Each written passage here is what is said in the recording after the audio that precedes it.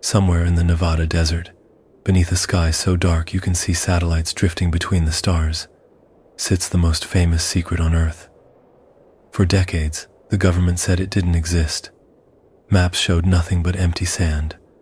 But pilots knew. Locals knew. And now, we all know. Area 51. The name alone triggers something. Images of guarded fences and blacked-out aircraft. Whispers of technology that shouldn't exist yet. Stories from men who say they've seen things they were told to forget. Tonight, we're not here to tell you what to believe. We're here to lay out 100 facts. Some are documented, declassified, proven. Others are testimonies, allegations, rumors that refuse to die, and a few exist in that strange space between official denial and persistent witness accounts. If you still haven't fallen asleep by the end of this video, which I'd highly doubt, you'll know the base's real history. The spy planes that looked like UFOs, the security measures that seem like science fiction, the whistleblowers who came forward, the night 2 million people joked about storming the gates, and the mysteries that still hover over that restricted patch of desert. Before we begin tonight's journey, take a moment to like this video and subscribe, but only if you truly enjoy exploring these mysteries with us. And I'd love to know, where are you tuning in from? And what time is it for you right now? It's always fascinating to see listeners joining from every corner of the world. Now, dim the lights, get comfortable, and let's ease into tonight's journey together. Fact 1. The Salt Flat Selection. On April 12, 1955, CIA officer Richard Bissell spotted it from the air. Bissell was overseeing development of the U-2 spy plane, and he was running out of time. Accompanying him that day was Kelly Johnson, the legendary director of Lockheed's Skunk Works. They'd been searching for weeks, flying over mile after mile of empty desert, rejecting site after site. Too close to towns, too visible from roads, too many questions. Then they saw Groom Lake, a dry salt flat, perfectly smooth, stretching out like a natural runway. Johnson would later say they knew within 30 seconds that this was the place. It was right by the lake bed, he recalled. They looked at each other and realized they'd found another Edwards Air Force Base, just sitting there untouched. They wheeled the plane around, landed right on that lake, and taxied up to one end. The surface was smooth as a billiard table, Johnson said, without anything being done to it. The location had everything they needed. It sat about 100 miles north of Las Vegas, far enough from prying eyes. Mountains ringed the valley, natural barriers against observation. And perhaps most importantly, it was already owned by the Atomic Energy Commission, already restricted, already guarded. The land had been withdrawn from public use, hidden inside the Nevada test site, where nuclear bombs were being detonated. If you wanted to keep a secret, you put it next to a bigger secret. Fact 2. The name Area 51, nobody knows for sure. Here's something strange. Nobody really knows where the name came from. The most common theory suggests it was simply a designation on Atomic Energy Commission maps, a numbering system for parcels of restricted land. But there's a problem with that explanation. Area 51 wasn't actually part of the official AEC grid. It sits next to Area 15, not within any numbered sequence that makes sense. Another theory claims the number 51 was chosen precisely because it was unlikely the AEC would ever use it. A gap in the system, a number that meant nothing, which made it perfect for something that officially didn't exist. What we do know is this: declassified CIA documents from the Vietnam War era show the name Area 51 was used internally, so the designation is real, even if its origin remains murky. And perhaps that's fitting. Even the name of America's most secret base is itself a mystery. Fact 3. Paradise Ranch. The marketing lie. Kelly Johnson had a problem. He needed to convince engineers, test pilots, and support staff to move to the middle of nowhere, to live in the desert, to work on a project they couldn't tell their families about, to spend months or years in isolation. So he lied. He called it Paradise Ranch. made it sound appealing, lush, comfortable, a place you'd want to be. The name was pure fiction. There was nothing paradise about it, just brutal heat, dust storms, and rattlesnakes. The initial facility consisted of little more than a few shelters, some workshops, and trailer homes. But the name stuck. Workers started calling themselves ranch hands, and internally, it was shortened to just the ranch. The irony wasn't lost on anyone who actually worked there. Paradise it was not. Fact 4. Other aliases, a facility of many names.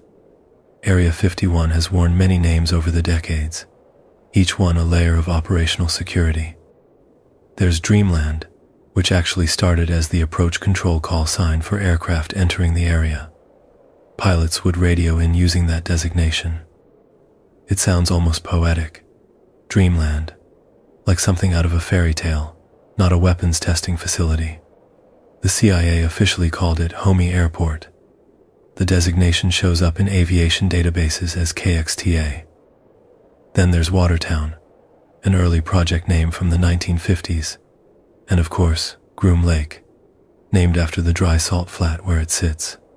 The special use airspace around the base is referred to as Restricted Area 4808 North. Pilots know it simply as the box, a zone you don't enter, a place that doesn't welcome visitors. Each name served a purpose.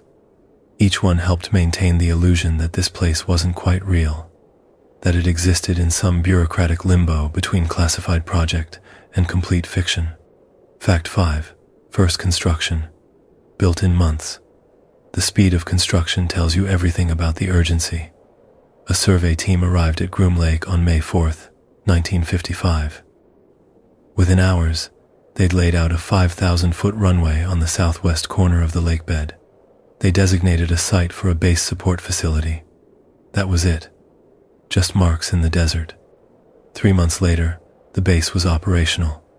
1 paved runway, 3 hangars, a control tower, rudimentary accommodations for test personnel. CIA officers, Air Force personnel, and Lockheed engineers began arriving in July of 1955. They found a place that barely qualified as a base. The amenities included a movie theater, a volleyball court, a mess hall. There were several wells for water, fuel storage tanks.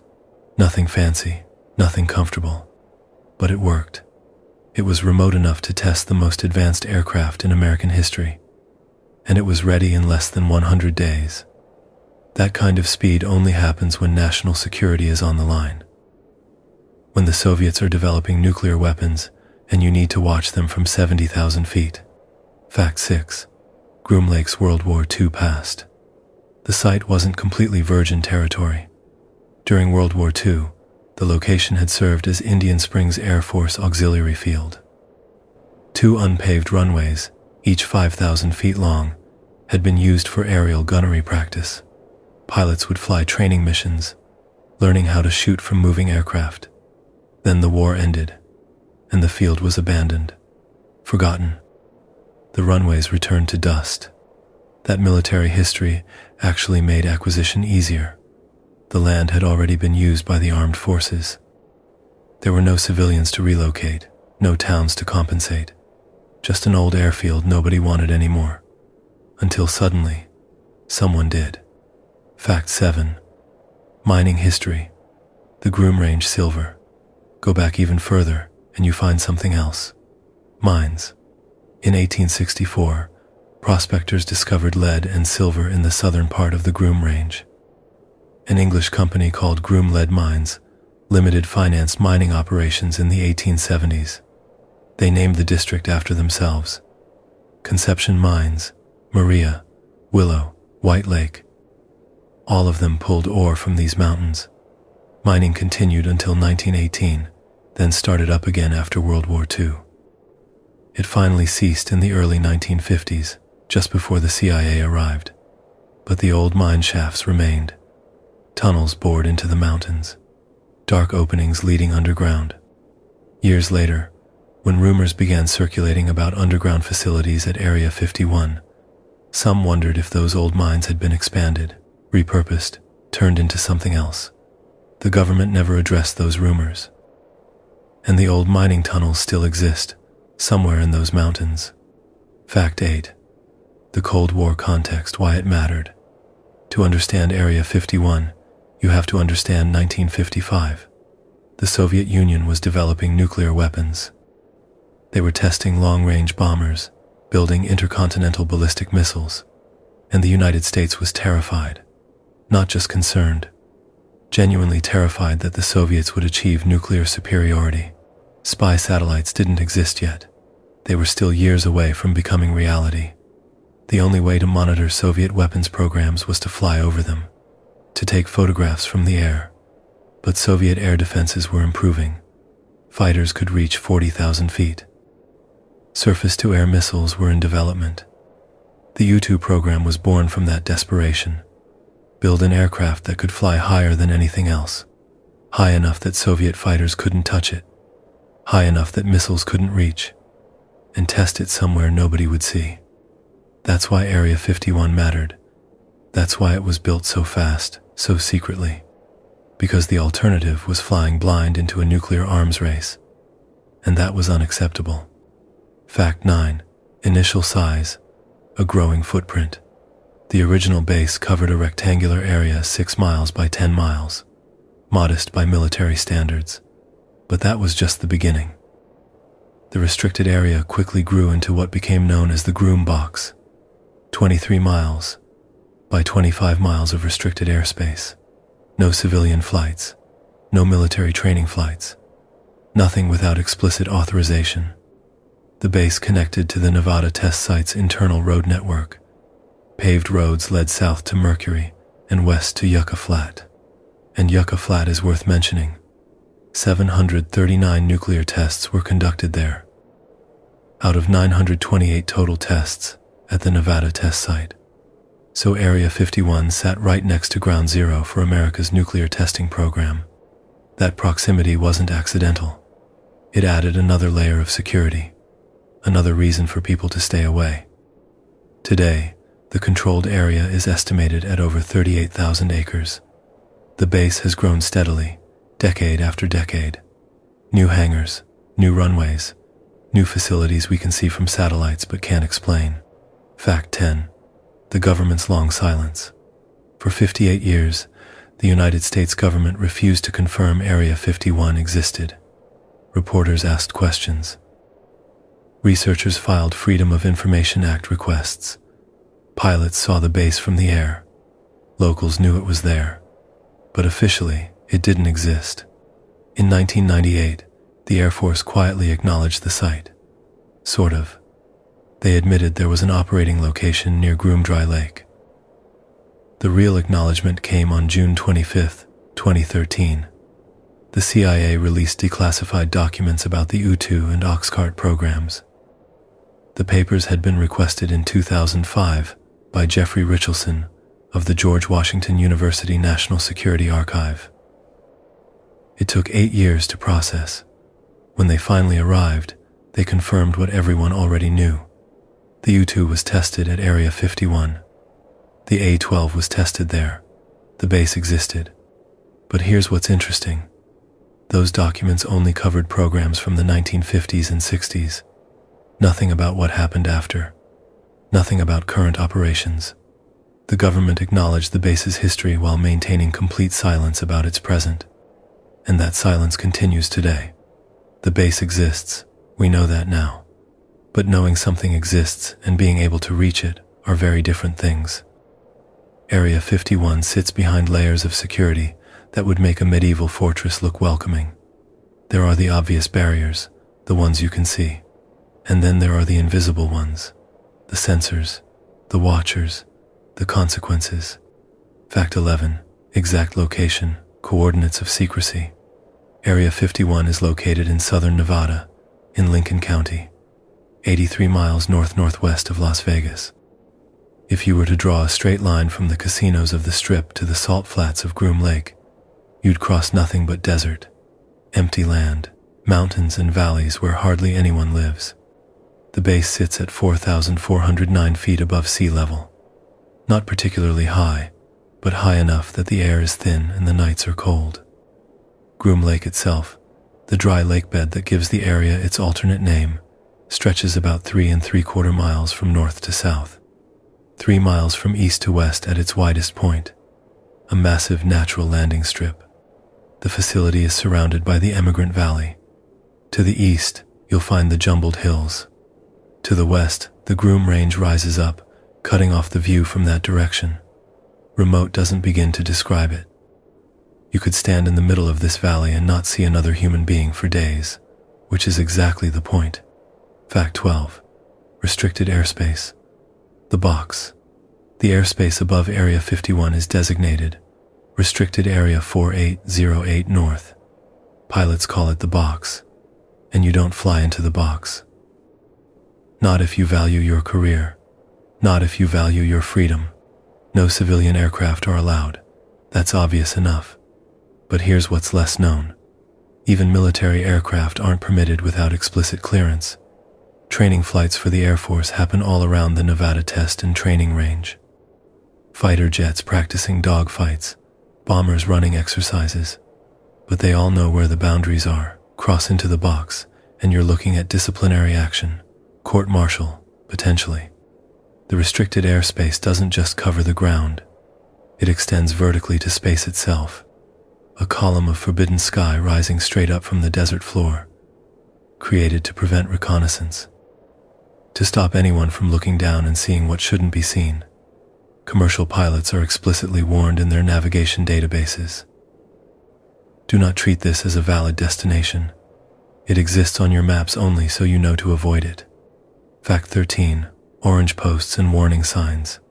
When you approach Area 51 by land, you'll know when you've gone too far. The perimeter is marked by orange posts, spaced every few hundred feet. Impossible to miss. Standing there in the desert like sentinels. And then there are the signs. White background, red text. Large enough to read from a distance. The message is simple and direct. Restricted area. Photography is prohibited. And then the line that makes most people stop walking. Use of deadly force authorized. Not may be authorized. Not could be authorized. Is authorized. Present tense. Active. The signs mean what they say. Some of the most photographed warnings in America, which is ironic given that photography is prohibited. But tourists can't resist. They drive out to the boundary, park their cars, and take pictures of the signs that tell them not to take pictures. The signs don't say who authorized the deadly force. They don't explain what constitutes a threat. They just promise consequences. And as we'll see, they're not bluffing. Fact 14. The camo dudes, America's most secretive guards. Drive along the dirt roads that lead toward Area 51, and you'll probably see them. Men in military-style camouflage, sitting in white trucks on hilltops, watching the roads through high-powered binoculars. They're not military, despite the uniforms. They're private security contractors. People call them the camo dudes. The name was coined by Glenn Campbell, a researcher who spent years studying Area 51 in the 1990s. The guards were originally employed by a company called EG&G Technical Services.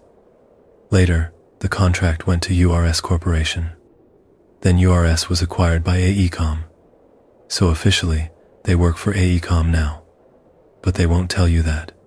They won't tell you anything. They drive white Jeep Cherokees or newer champagne-colored Ford F-150s and Chevy 2500 pickups. You'll often spot them on top of a hill near the signs at Groom Lake Road, just sitting there, watching.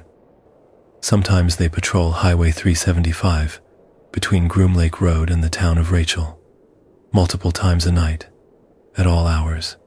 After dark, they use night vision equipment.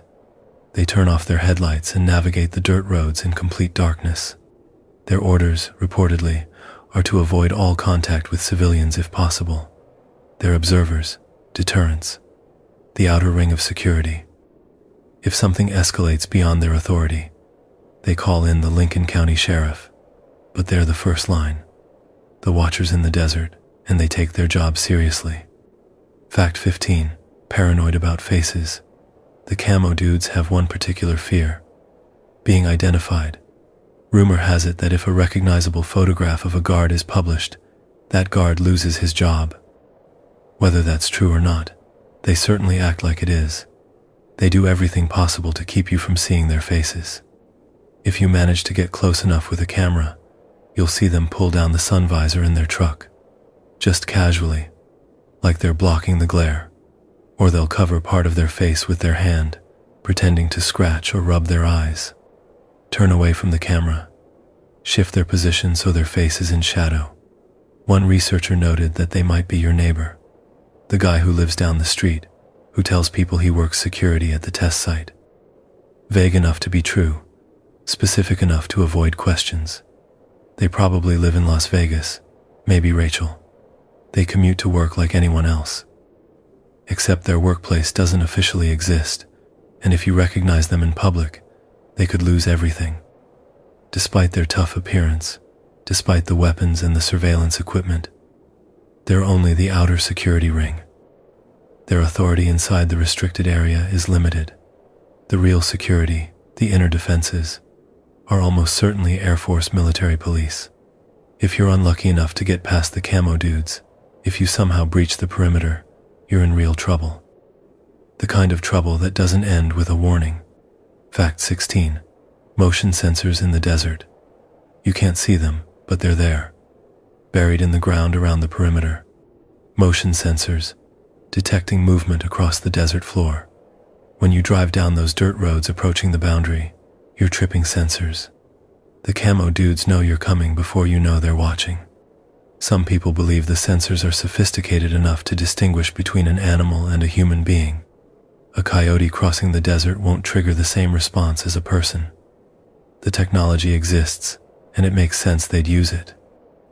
Area 51 effectively functions as a wildlife preserve. Animals wander freely across that restricted land. If every jackrabbit set off an alarm, the security team would never sleep. The sensors are placed strategically. Some are close to the boundary. Others are farther out, on public land, giving advance warning of anyone approaching. You could be miles from the base, walking across what looks like empty Bureau of Land Management territory, and you're already being monitored, already tracked. It's an invisible fence, high-tech and completely silent, and it works. Fact 17. Surveillance cameras everywhere.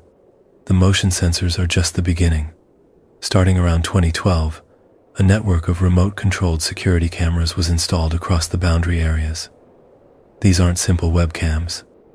They're FLIR cameras, forward-looking infrared, capable of night vision.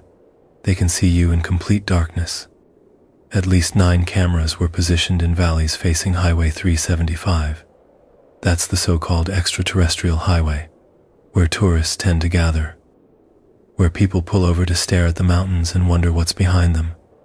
Those people are being recorded.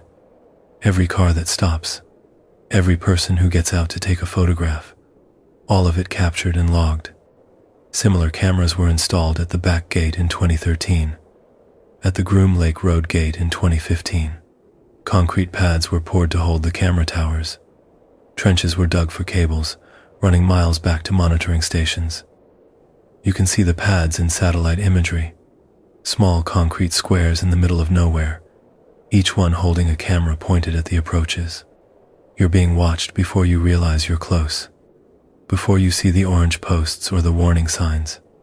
The cameras track your vehicle, record your license plate, monitor your behavior, and someone, somewhere, is reviewing that footage, deciding whether you're just curious or something more. Fact 18. Deadly force authorization, not a bluff. The signs say deadly force is authorized. Most people assume that's an exaggeration, a scare tactic. It's not. On January 28, 2019, an unidentified man drove through a security checkpoint near Mercury, Nevada. He didn't stop for the guards, didn't respond to commands, just kept driving toward the base. Security pursued him. An 8-mile vehicle chase across the desert. Eventually, the man stopped his vehicle and got out. He was carrying what reports described as a cylindrical object. Security officers and sheriff's deputies ordered him to halt. He refused. They ordered him again. He didn't comply. They shot him. He died at the scene. No other injuries were reported. The incident made local news for a day, then disappeared. No follow-up, no investigation results released to the public. Just a brief acknowledgement that yes, someone tried to breach the perimeter, and yes, they were killed. The message was clear. The signs aren't decorative. The warnings aren't theoretical. Deadly force is authorized, and deadly force will be used. They mean it. They've always meant it. And now everyone knows they mean it. Fact 19. Trespassing consequences. Let's say you don't get shot. Let's say you cross the line, trigger the sensors, and the camo dudes arrive before you get far. What happens then? You're detained immediately, held at gunpoint until the Lincoln County Sheriff arrives. The sheriff's deputies arrest you. Not military police, not federal agents. Local law enforcement, because technically you've trespassed on land under their jurisdiction. The fine is mandatory. $750 minimum. That's just the starting point. Federal charges are possible, depending on how far you got and what you were doing. Your equipment gets confiscated. Cameras, phones, recording devices, anything that might contain photographs or video of the restricted area. Some people report being interrogated before release. Questions about why they were there, who sent them, what they were looking for. Then they're released. But not where they were arrested. Some accounts describe being driven to the opposite gate and let out, without their vehicle. The vehicle gets impounded. You have to arrange your own transportation back to civilization, then figure out how to retrieve your car, which involves more fees, more paperwork, more hassle. It's designed to be punitive, to make trespassing so inconvenient, so expensive, so humiliating, that you never consider doing it again. And you tell your friends not to do it either. Fact 20. Tikaboo Peak, the only legal view. There is one place where you can see Area 51 legally. Tikaboo Peak. It's located 26 miles from the base. The highest point in the region with a direct line of sight to Groom Lake. And it's just outside the restricted boundary. The hike to the summit is long and difficult. Several miles each way, steep terrain, no water sources. But on a clear day, from the peak, you can see the hangars, the runways, sometimes aircraft on the ramps, if they haven't been hidden. People bring telescopes, high-powered camera lenses. They set up tripods and spend hours watching. The base knows people watch from there. They've known for decades. It's legal, so there's nothing they can do about it except hide things when satellites or hikers might be looking. Area 51 watchers make regular pilgrimages to Tikaboo Peak. It's become a rite of passage, a way to see the forbidden place without crossing the forbidden line. From 26 miles away, in the shimmering heat of the desert, Area 51 looks almost mundane. Hangars and buildings and runways, like any military base. But you're seeing it, the place that didn't exist, the secret that was kept for 58 years. And from up there, under that massive Nevada sky, you realize how small it looks, and how enormous the secret must be. Area 51 exists because of one aircraft, one impossible design that needed to fly higher than physics said it should. The U-2 spy plane. Everything that came after, every secret project and black-budget aircraft, traces back to that first desperate attempt to see what the Soviets were doing behind the Iron Curtain. Fact 21. The U-2's impossible mission. In the early 1950s, the United States faced a problem with no obvious solution. The Soviet Union was developing nuclear weapons, building long-range bombers, testing intercontinental ballistic missiles, and America had no way to monitor any of it. The Soviets operated behind closed borders. No journalists allowed, no inspectors permitted, just rumors and speculation and fear. Spy satellites didn't exist yet. They were theoretical, years away from reality. The only option was to fly over Soviet territory and take photographs. But Soviet air defenses were improving rapidly. Their fighters could reach 40,000 feet.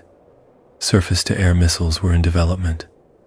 Any reconnaissance aircraft would need to fly higher than anything the Soviets could touch. Lockheed's Skunk Works was given 8 months to design and build an aircraft that could cruise above 60,000 feet, ideally above 70,000, an altitude where the air is so thin that normal aircraft can't function, where engines starve for oxygen and wings lose lift. Kelly Johnson assembled a team of 26 engineers. Their challenge was extraordinary: design an airplane that could fly almost as far as a B-52 bomber, stay airborne for 10 hours, remain completely reliable because forced landings weren't an option, carry sophisticated camera equipment for high-altitude photography, and keep the weight impossibly low. Weight became the obsession. Engineers joked that they would trade their grandmothers for 10 pounds of empty weight. Grandmothers became slang for pounds. The team couldn't save weight at the expense of reliability, but every ounce mattered. The final design was simplicity itself.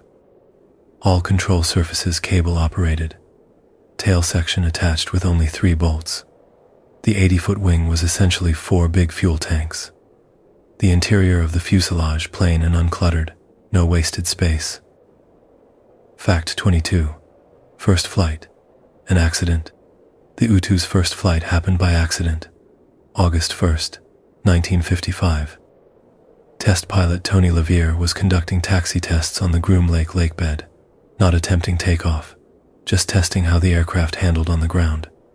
But the U-2 had other ideas. LaViere pushed the throttle, accelerating down the smooth salt flat. The aircraft was so light, the wings so efficient, that it lifted off unexpectedly. LaViere found himself airborne when he hadn't intended to be. An accidental first flight over the Nevada desert. He circled, landed, and the program officially began.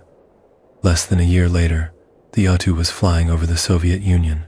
It immediately became, in the words of a declassified CIA report, the most important source of intelligence on the Soviet Union. The photographs it captured revealed military installations, missile sites, aircraft factories, things the Soviets thought were hidden, things they'd gone to extraordinary lengths to conceal, all of it visible from 70,000 feet. Fact 23. The UFO cover. Unintended consequences. Here's where things get strange. The U-2 created a UFO phenomenon completely by accident. In the mid-1950s, civilian aircraft flew below 20,000 feet. Commercial airliners cruised at altitudes where the air was thick enough for passengers to breathe comfortably. Military aircraft could reach 40,000 feet, maybe a bit higher. Then suddenly, airline pilots started seeing things. Silver objects at impossible altitudes, catching the light of the setting sunday. The U-2's wings were bare metal, highly reflective. At 70,000 feet, in the early evening, they would catch sunlight long after the ground was in shadow. From below, they appeared to glow, to move in ways that didn't make sense for conventional aircraft. Reports flooded into the Air Force's Project Blue Book, the official UFO investigation program. Air traffic controllers filed sightings. Pilots filed sightings. Ordinary people looked up and saw something that shouldn't exist. And they were right. It shouldn't exist. Not at that altitude. Not with that capability. The Air Force couldn't explain what people were seeing. Couldn't admit the U-2 existed. So the sightings went into files marked unidentified. The U-2 program inadvertently created the modern UFO phenomenon. People were seeing classified aircraft and calling them alien spacecraft. And the government was happy to let them believe it. Better to be thought of as covering up aliens than to admit what was really flying up there. Fact 24. The weather balloon lie. Area 51 needed a cover story. Something to tell the handful of reporters who noticed construction in the desert. Something to explain why aircraft were taking off from the middle of nowhere. So in 1957, the Atomic Energy Commission distributed a booklet to the press. Background information on Nevada nuclear tests. Buried in that booklet was a brief mention of a facility at Groom Lake, the Watertown Project. The booklet claimed the facility was part of weather research. Just a small airfield being built for atmospheric studies. A few hangars, a runway. Nothing to worry about. Purely scientific. Even at the time, reporters were skeptical. As early as November 1955, newspapers in Las Vegas were calling it the secret proving ground within the proving ground. They didn't know what was being tested there, but they knew the weather story was thin. Still, without proof, without access, they couldn't report much beyond speculation. The cover story set a pattern that would last decades. Deny, deflect, offer a boring explanation, let people imagine something worse than the truth. And in the meantime, keep testing the most advanced aircraft in American history. Fact 25. 3 fatal crashes. The ADU program was dangerous. Flying at 70,000 feet in an aircraft that was essentially a powered glider, pilots pushed the limits of what was survivable. In 1956, 3 CIA pilots were killed during test flights. 2 of them died at Area 51. 1 died at an Air Force base in Germany. The families were told their loved ones died in routine training accidents. The real cause remained classified for decades. The crashes weren't due to mechanical failure or pilot error necessarily. They were due to the inherent danger of what they were attempting. Flying an aircraft at altitudes where a slight mistake meant death. The thin air at 70,000 feet offered no margin for error. Fly too slow and you stalled. Too fast and you exceeded the aircraft's structural limits. The window between those 2 speeds was narrow, sometimes just a few knots. 1 moment of inattention, 1 gust of wind, 1 instrument malfunction, and you were falling from the edge of space. But the program continued. The intelligence was too valuable, the need too great, and more pilots volunteered, knowing what had happened to the ones who came before. Fact 26. Francis Gary Powers, the shootdown. On May 1st, 1960, the inevitable happened. A U-2 was shot down over the Soviet city of Sverdlovsk. The pilot, Francis Gary Powers, survived and was captured. The Soviets had been tracking U-2 flights for years, developing tactics and weapons to reach them. On that spring day, a surface-to-air missile finally succeeded. The Eisenhower administration initially denied everything, claimed Powers had been on a weather research flight that strayed off course. But the Soviets had the wreckage. They had the pilot. They had the cameras and the film and the sophisticated reconnaissance equipment. Powers was paraded in front of cameras, proof of American spying. It was an international embarrassment. The U-2, which had been considered invincible, wasn't. The Soviets could reach 70,000 feet after all. Eisenhower was forced to halt all U-2 flights over the Soviet Union. The aircraft continued flying over other areas, continued gathering intelligence. But the golden age was over, and at Area 51, work had already begun on the next generation. Faster aircraft, higher aircraft, stealthier aircraft. The U-2 had proven the concept.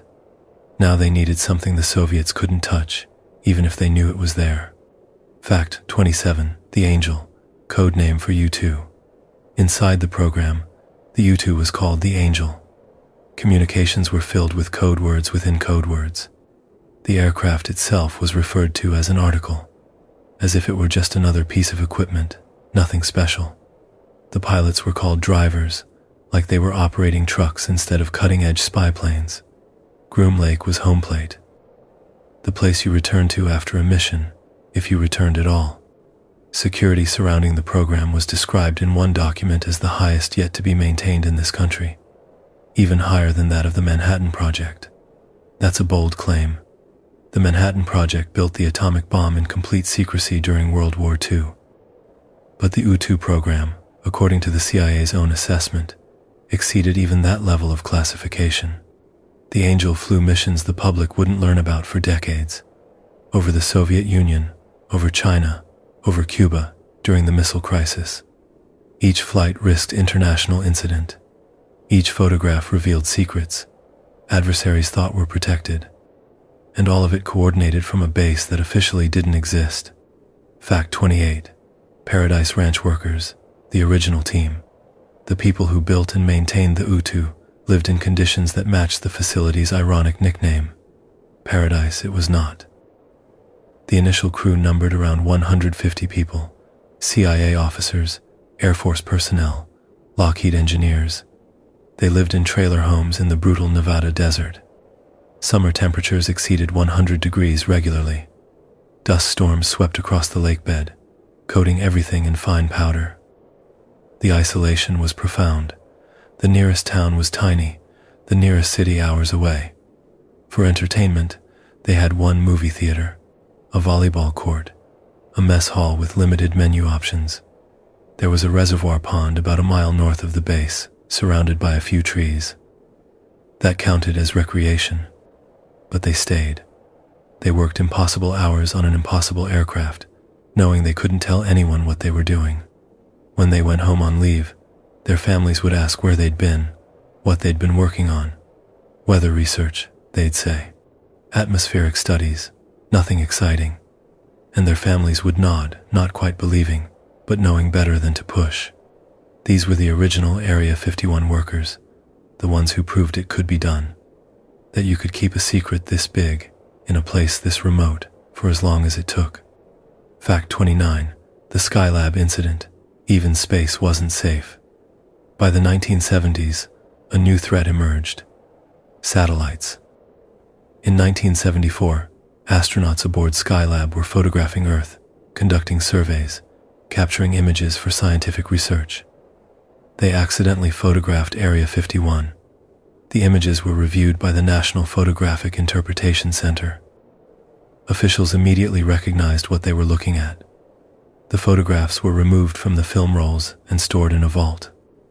An August 1976 memo from the CIA's deputy director expressed concern. Area 51, the memo stated, appeared to be extremely vulnerable in its present security provisions against unauthorized observation. The era of total ground secrecy was ending.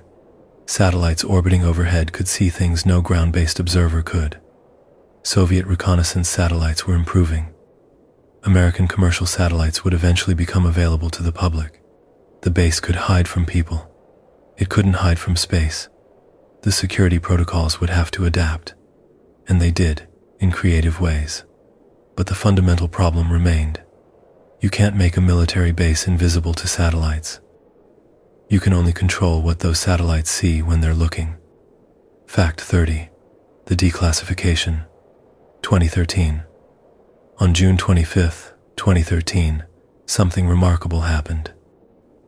The CIA released declassified documents that finally, officially, acknowledged Area 51's existence.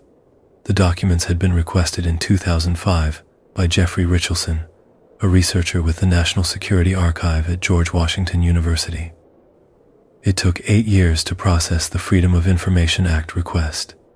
When the documents finally arrived, they confirmed what everyone already knew. The U-2 was tested at Area 51. The Oxcart program, which we'll discuss next, was based there. The base existed for the purpose of testing classified aircraft. There was, as one researcher noted, no discussion of little green men. This was a history of spy planes, not alien technology.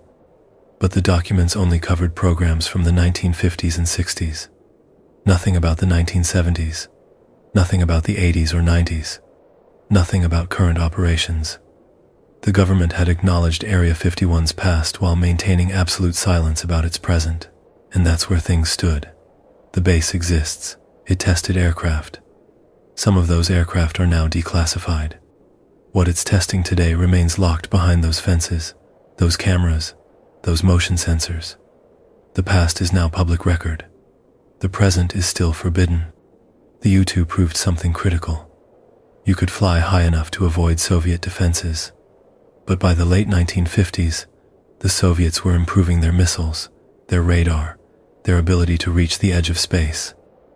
Flying high wasn't enough anymore. The next aircraft would need to fly faster than anything else in the sky. Fast enough that even if they saw you coming, they couldn't catch you. Fact 31. Project Oxcart. The next generation. In 1957, the CIA launched Project Oxcart. The name meant nothing, which was the point. Just another bureaucratic designation, hiding something extraordinary. The goal was to develop an aircraft that could fly higher and faster than the U-2. Much faster. The target was Mach 3, 3 times the speed of sound, at altitudes exceeding 80,000 feet. Two designs emerged from the program: the A-12, a single-seat reconnaissance aircraft, and later the SR-71 Blackbird, a two-seat variant. Both were sleek, black, and utterly unlike anything that had flown before. They looked like they were moving even when standing still. Sharp noses, long fuselages, delta wings that seemed to flow from the body. To support these aircraft, Area 51 needed dramatic expansion. The existing facilities, built quickly for the U-2, weren't sufficient. New runways would be required, new hangars, new fuel systems for the exotic propellants these aircraft would burn, and new housing, because the program would require far more personnel than before. Fact 32. Expansion of 1960 to 1961. In September 1960, construction began on what was internally called Project 51. Contractors arrived with heavy equipment and double-shift work schedules. The existing 5,000-foot runway was replaced with an 8,500-foot strip.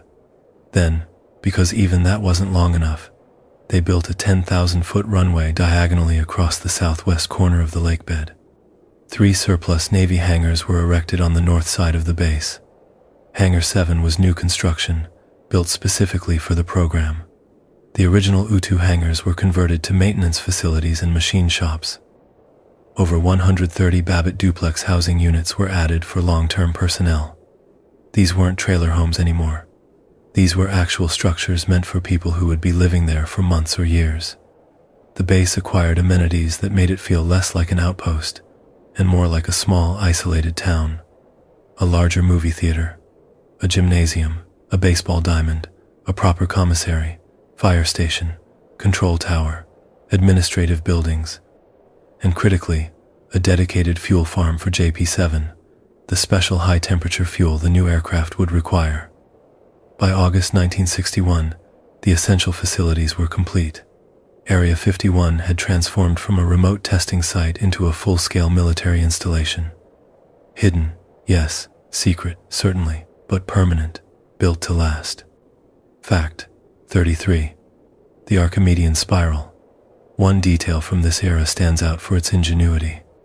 On the dry lake bed, engineers marked out an Archimedean spiral approximately 2 miles across. This wasn't decoration, it was a safety measure.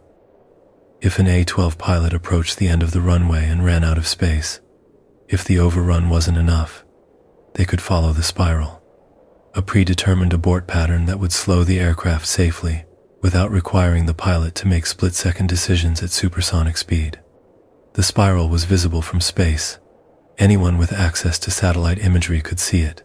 This strange geometric pattern carved into the Nevada desert. But without context, it meant nothing. Just another mysterious marking at a mysterious base. The true purpose remained classified for decades. Fact 34. Sheep-dipping pilots. The A-12 program needed the best pilots in the military. Experienced, skilled, able to handle an aircraft that would push the boundaries of physics. But there was a problem. If an A-12 went down over hostile territory, if a pilot was captured, the US government needed deniability. So they used a process called sheep-dipping. Elite military pilots were temporarily discharged from their service. Their records showed they'd left the military. Then they were hired by the CIA as civilian contractors. On paper, they were private citizens working for a government agency. If captured, the government could claim they weren't official military personnel, plausible deniability. A thin fiction, but enough for diplomatic purposes. These sheep-dipped pilots became some of the most skilled aviators in history. They flew aircraft that operated at the edge of what was survivable. They pushed Mach 3 at altitudes where a pressure suit failure meant death in seconds. And they did it knowing that if something went wrong, their service wouldn't be acknowledged. They were secret warriors of the Cold War. Fact 35. A-12 missions. Black Shield. The first A-12s arrived at Area 51 in 1962. The aircraft were extraordinary. Capable of speeds exceeding 2,000 miles per hour. Able to fly coast to coast in just over an hour. At operational altitude, they could photograph 100,000 square miles in a single mission. Despite their capabilities, the White House never authorized A-12 flights over the Soviet Union, too risky diplomatically after the Francis Gary Powers incident. But they did fly operational missions under a program called Project Black Shield. 32 missions total, over Vietnam and North Korea. The intelligence gathered was critical. Enemy air defenses never came close to touching them. Eventually, the A-12s were retired in favor of the Air Force's SR-71 variant. The SR-71 had side-looking cameras that didn't require overflying hostile territory directly. Safer diplomatically. Less chance of an international incident. The A-12 program ended, but its legacy continued in the Blackbird. Fact 36. SR-71 speed record. Faster than a bullet. On July 28, 1976, an SR-71 set a speed record that still stands today. Mach 3.3. 2,193 miles per hour. At that speed, the aircraft was covering 400 feet per second, literally faster than a speeding rifle bullet. The heat generated at Mach 3 was extraordinary. The aircraft's skin temperature exceeded 500 degrees Fahrenheit. Standard aluminum would melt, so the SR-71 was built primarily from titanium. Ironically, much of that titanium was purchased from the Soviet Union through shell companies and third parties. The Soviets were unknowingly providing materials for the aircraft designed to spy on them. The SR-71 served for over 3 decades before being retired in 1990. But even in retirement, it remains the fastest manned aircraft ever built. Nothing since has matched its combination of speed and operational capability. The record stands. The legend endures. Fact 37. The Blackbird's black paint. Radar-absorbing secrets. The SR-71's distinctive black color wasn't just aesthetic. The paint served multiple purposes. First, it helped manage the extreme heat. Black surfaces radiate heat more efficiently than light-colored ones. At Mach 3, that mattered. But the paint also had radar-absorbing properties. It contained materials that absorbed radio waves instead of reflecting them back to enemy radar. This reduced the aircraft's radar cross-section, making it harder to track. Not invisible, but significantly harder to detect than a conventional aircraft. The sleek design contributed to stealth as well. The tapered fuselage, the blended wing body design, the careful attention to angles and surfaces. All of it reduced radar reflection. The SR-71 wasn't a true stealth aircraft like what would come later, but it incorporated early stealth principles. Speed and reduced visibility working together. Fact 38, JP7 fuel, special brew for speed. You couldn't fuel an SR-71 or a 12 with standard jet fuel. The temperatures were too extreme. The aircraft needed something special, JP7, a high-temperature fuel formulated specifically for these programs. It was less flammable than standard jet fuel, which made it safer when the aircraft's skin was glowing red-hot. Area 51 built dedicated storage facilities for JP7, special tanks, special handling procedures. Personnel received training on how to work with it safely. Even refueling required specialized equipment. This wasn't something you could pick up at a standard Air Force base. The fuel was as exotic as the aircraft. The logistics alone were staggering. Every gallon of JP7 had to be transported to Area 51, stored under specific conditions, tracked and monitored. Just another layer of complexity in an already complex program. Another secret within the secret. Fact 39, D-21 drone, the Blackbird's little brother. Lockheed also developed an unmanned variant, the D-21, a drone that resembled a miniature single-engine Blackbird. The idea was brilliant. A drone could fly missions too dangerous even for the A-12. Could be sent places where losing an aircraft was acceptable, as long as you got the photographs. The D-21 was carried piggyback on top of a modified carrier aircraft called the M-21. At the target altitude and location, the drone would separate and fly its mission autonomously. After completing reconnaissance, it would return to a predetermined location, deploy a parachute, and be recovered mid-air by a cargo aircraft.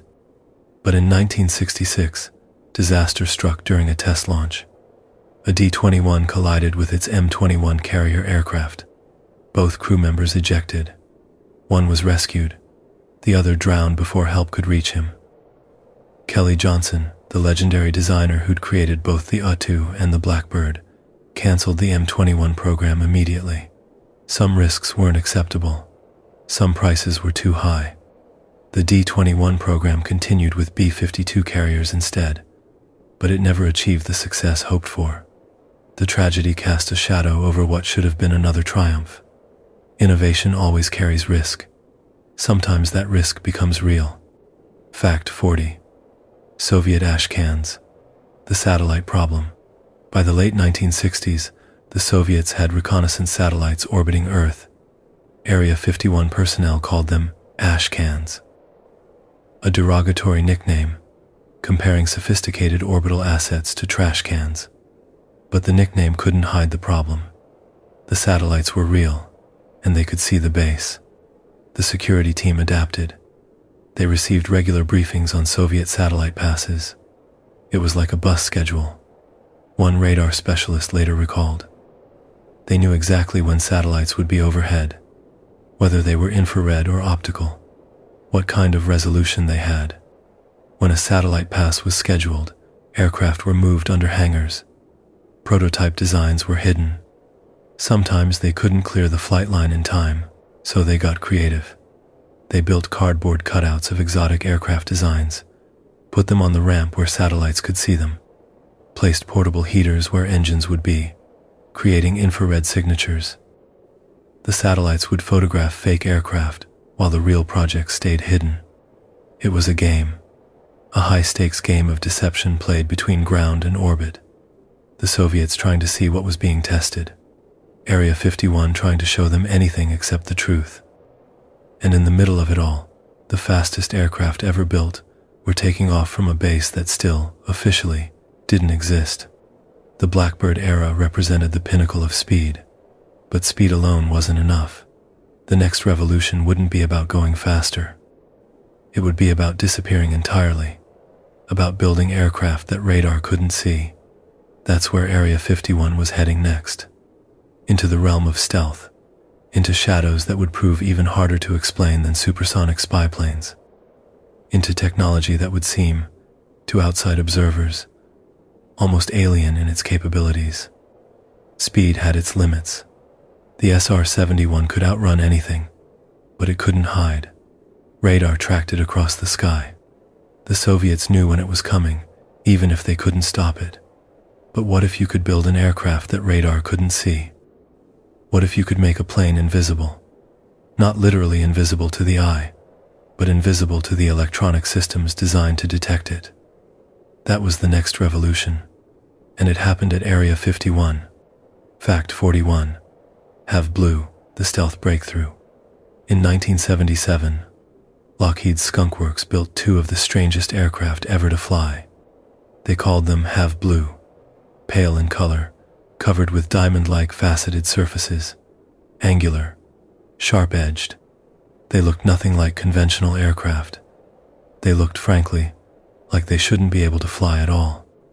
The faceted design came from new computer modeling technology. A Russian physicist named Pyotr Ufimtsev had published mathematical analyses showing that electromagnetic waves could be deflected by carefully angled surfaces. Lockheed engineers took those theories and turned them into metal. Each surface was positioned at precise angles to reflect radar waves away from the source rather than back toward it.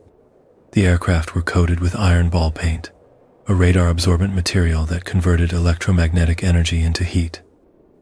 The combination of shape and coating drastically reduced the aircraft's radar cross-section.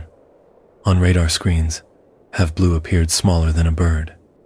In November 1977, the prototypes were disassembled and flown to Area 51 inside a giant C-5 cargo jet. Workers reassembled them in secrecy. Then came the moment of truth, the test flights, and the radar tests worked. The aircraft were nearly invisible. Radar operators couldn't track them. The breakthrough was real. But there was a problem. Have Blue was aerodynamically terrible. Those flat surfaces and sharp angles made it incredibly unstable. Both prototypes eventually crashed in 1979, but they'd proven the concept. Stealth worked. Now Lockheed just needed to make it operational. Fact 42. Radar cross-section, nearly invisible. To understand how remarkable stealth technology was, you need to understand radar cross-section. When radar waves hit an aircraft, some of that energy reflects back. The amount that returns determines how large the aircraft appears on radar. A bomber might have a radar cross-section of 100 square meters. A fighter jet perhaps 10 square meters. Have Blue reduced that signature to less than 1 square meter? Some reports suggested it was closer to the size of a marble. On radar, it looked like noise, like a bird, like nothing worth investigating. Enemy radar operators would see the blip and dismiss it as a false return. This wasn't about being completely invisible. It was about being small enough, uncertain enough, that defensive systems couldn't get a reliable lock. Missiles need solid radar returns to guide themselves to target. If they can't see you clearly, they can't hit you. That was the theory. And in testing over Area 51, it worked perfectly. Fact 43. F-117 Nighthawk, operational stealth. In November 1978, the Air Force approved full-scale development of an operational stealth aircraft. Lockheed evolved Have Blue into the F-117 attack jet. The designation was deliberately misleading. The F stood for fighter, but the aircraft was actually a light bomber. Designed to penetrate enemy air defenses and strike high-value targets with precision. The F-117 kept the faceted design but added sophisticated computer fly-by-wire systems. Those systems constantly adjusted control surfaces to correct the aircraft's natural instability. Without them, the plane was virtually unflyable. With them, it became one of the most capable strike aircraft ever built.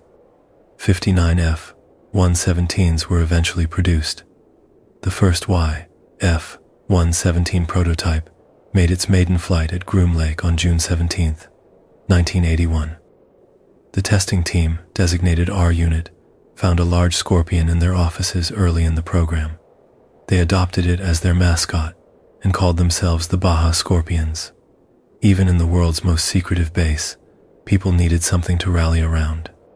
A symbol, an identity, even if that identity was a desert arachnid. Fact 44. Moving F-117s in darkness. Maintaining secrecy around the F-117 required extreme measures. The aircraft couldn't be seen during daylight, so they were moved only at night. Transported to and from Area 51 aboard C-5 cargo planes during darkness. The process was elaborate. First, the F-117 was defueled completely. Then technicians carefully disassembled it. The aircraft was placed in a cradle designed for transport. At night, under floodlights visible to no one outside the base, the cradled aircraft was loaded into the waiting C-5. The cargo plane took off in darkness, flew to Lockheed's facility, and landed in darkness. The process was reversed for the return trip. Every movement happened at night. Every precaution taken to ensure no civilian ever saw the aircraft's distinctive shape. The effort was extraordinary. The cost immense. But it worked. The F-117 flew for years before the public had any idea it existed. Fact 45. Tonopah Transfer, 1982 to 1983. Area 51 was perfect for testing. But it wasn't suitable for an operational squadron. The base was remote, limited in facilities, and entirely focused on classified development programs. The F-117 needed a permanent home where crews could train, where maintenance could be standardized, where an actual combat unit could be based. The Air Force selected Tonopah Test Range Airport. In May 1982, the move began. The 4450 Tactical Group started relocating from Groom Lake to Tonopah. The existing 6,000-foot runway at Tonopah was extended to 10,000 feet. A large maintenance hangar was constructed.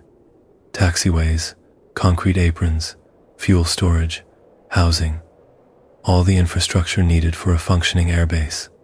By early 1983, the move was complete, but Area 51's role didn't end. The base continued performing acceptance testing on new F-117s as they came off the production line. Lockheed would ship aircraft to Area 51. Test pilots would put them through verification flights. Then the aircraft would be transferred to Tonopah for operational use. The last F-117, tail number 843, was delivered to Area 51 in 1990 for final acceptance testing. Fact 46. The secret lasts 7 years. The F-117 first flew in June 1981. The Air Force declared it operational in October 1983.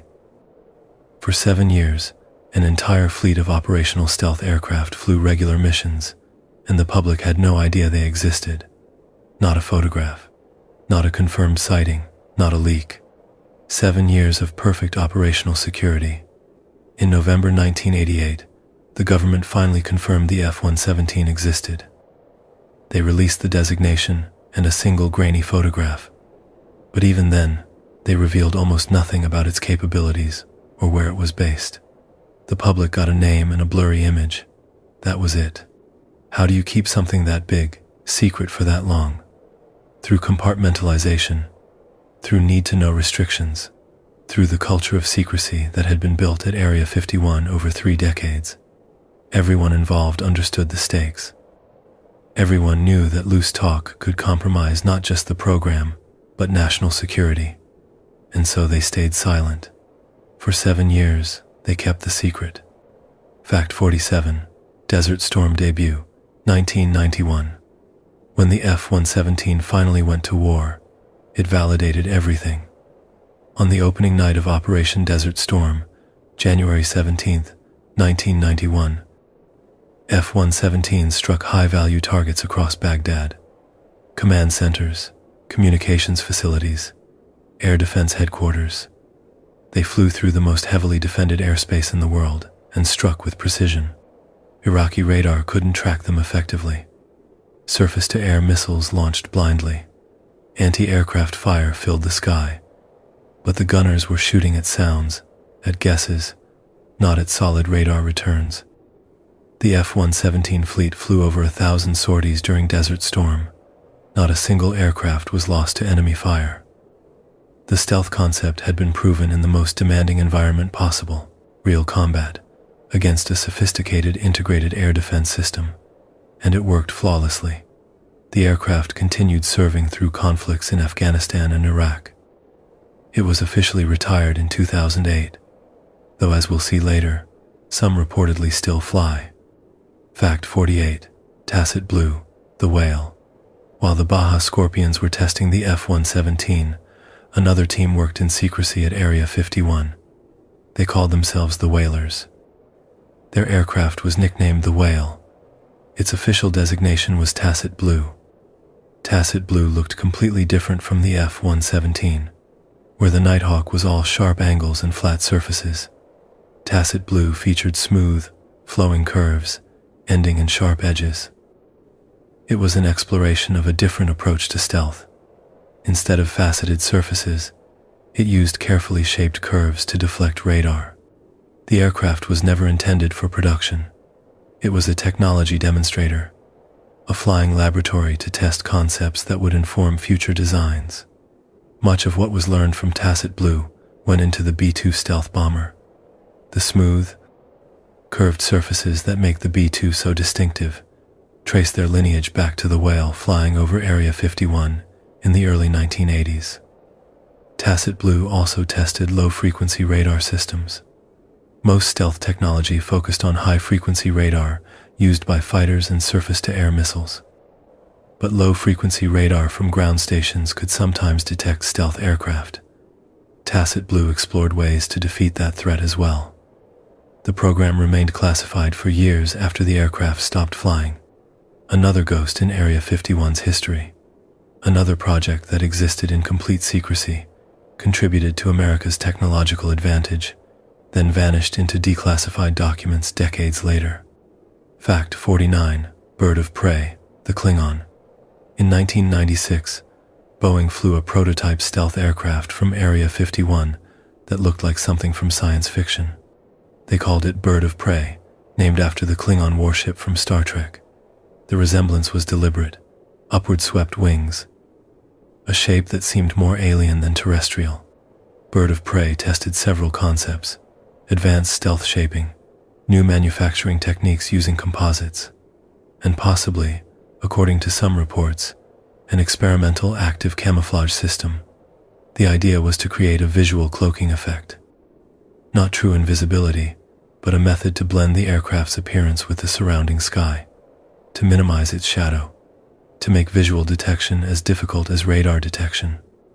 The aircraft made its first flight in 1996 and flew test missions for several years.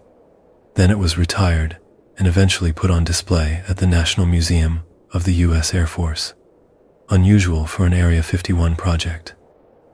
Most never leave the classified world, but Bird of Prey's time as a secret ended. Its technologies, whatever they were, had either been incorporated into other programs or abandoned. The aircraft itself could be shown without revealing anything critical. Fact 50. Tested Soviet MiGs too. Area 51 wasn't just for American innovation. It was also where the U.S. studied enemy aircraft. In the late 1960s, the Air Force acquired a Soviet Mi-G-21 Fishbed E. An Iraqi pilot had defected to Israel, and Israel loaned the aircraft to the United States. The program was codenamed Have Donut. At Area 51, American pilots flew the MiG extensively. They conducted head-to-head dogfights against 4 Phantoms and other U.S. fighters. The goal was to understand the MiG's capabilities, its strengths and weaknesses, how to fight it effectively. In 1968, 2 Syrian MiG-17 pilots got lost during a training flight and accidentally landed in Israel. Those aircraft were also shipped to Groom Lake. More comparative testing, more dogfights. The conclusions were sobering. The Soviet aircraft were evenly matched with American fighters in many scenarios. The better trained pilot would win. Tactics mattered more than technology. This realization led to the creation of advanced fighter weapons schools. The Navy established Top Gun. The Air Force created its own programs, all based on lessons learned from flying enemy aircraft over the Nevada desert. From understanding that the Soviets had built capable machines and American pilots needed to be better trained to defeat them, Area 51 served many purposes: testing American innovations, studying foreign technology, training the next generation of pilots. All of it hidden behind those orange posts and warning signs. All of it protected by the camo dudes and the sensors and the deadly force authorization. The stealth era had arrived. And with it came aircraft that looked impossible, flew impossibly, and remained invisible to the very systems designed to detect them.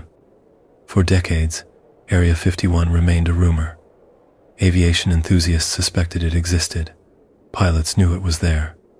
But the public had no concrete proof, no details, no testimony from inside. Then in May 1989, a man appeared on Las Vegas television and changed everything. His name was Bob Lazar, and his story was impossible. Except he told it anyway, and people believed him. Fact 51.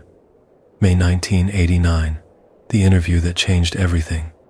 On a May evening in 1989, Las Vegas TV station, KLAS, aired an interview that would become legend in UFO circles.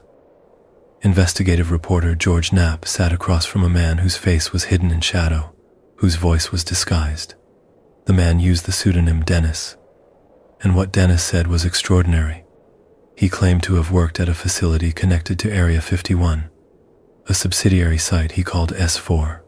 There, he said, he had helped reverse engineer extraterrestrial spacecraft, not theoretical alien technology, actual physical craft.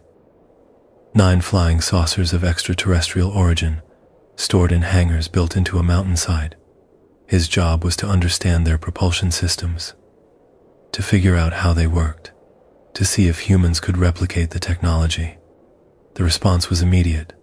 Phone lines at the station lit up, letters poured in, some calling the man a liar, a fraud, attention-seeking, others saying they'd always known, that this confirmed what they'd suspected, that the government was hiding alien contact. George Knapp had unleashed something, and it wasn't going back in the bottle. Fact 52. Bob Lazar emerges. In November 1989, the man returned for a second interview, this time without disguise, without pseudonym. His name was Robert Scott Lazar, Bob to everyone who knew him. He was in his early 30s, soft-spoken. He presented himself as a physicist, though that claim would later be heavily disputed. Lazar said he worked at S4 from late 1988 through April 1989.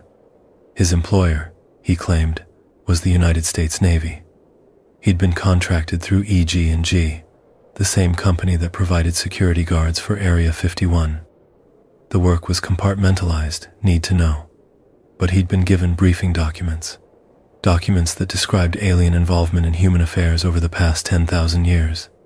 Documents that laid out a history of contact, of crashes, of recovered technology. Lazar spoke calmly, matter-of-factly. He didn't seem like a person making things up. He seemed like someone reporting what he'd seen, fully aware of how insane it sounded.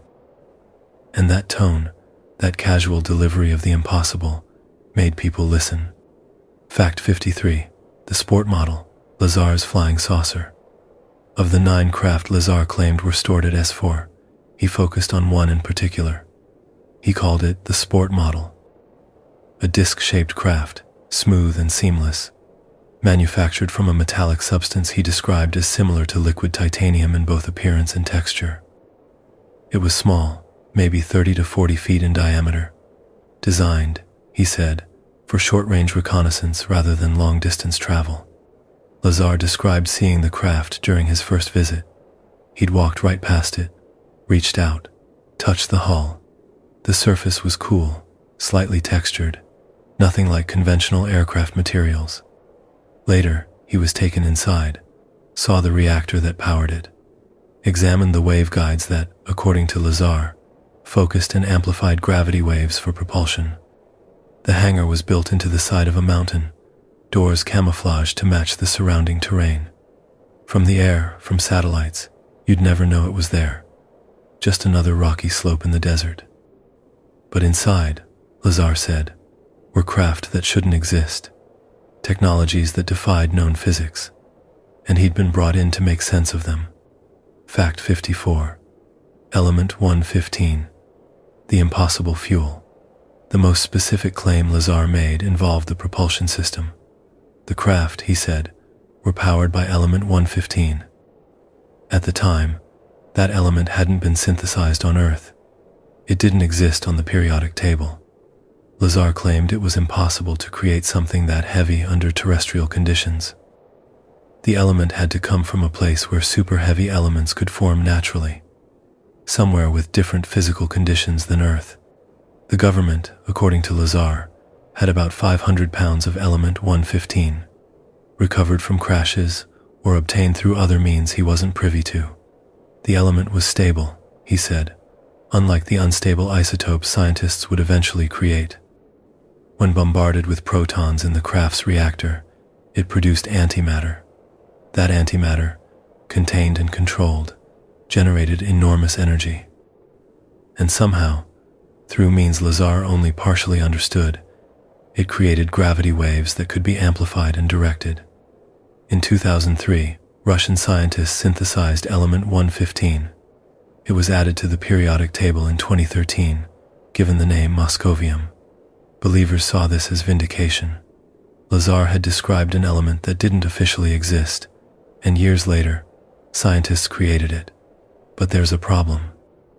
The synthesized element is incredibly unstable. It has a half-life of less than a second. It decays almost immediately. It's nothing like the stable, controllable fuel source Lazar described. Critics say this proves he was lying. Believers say we simply haven't discovered the stable isotope yet. Fact 55. S4 location.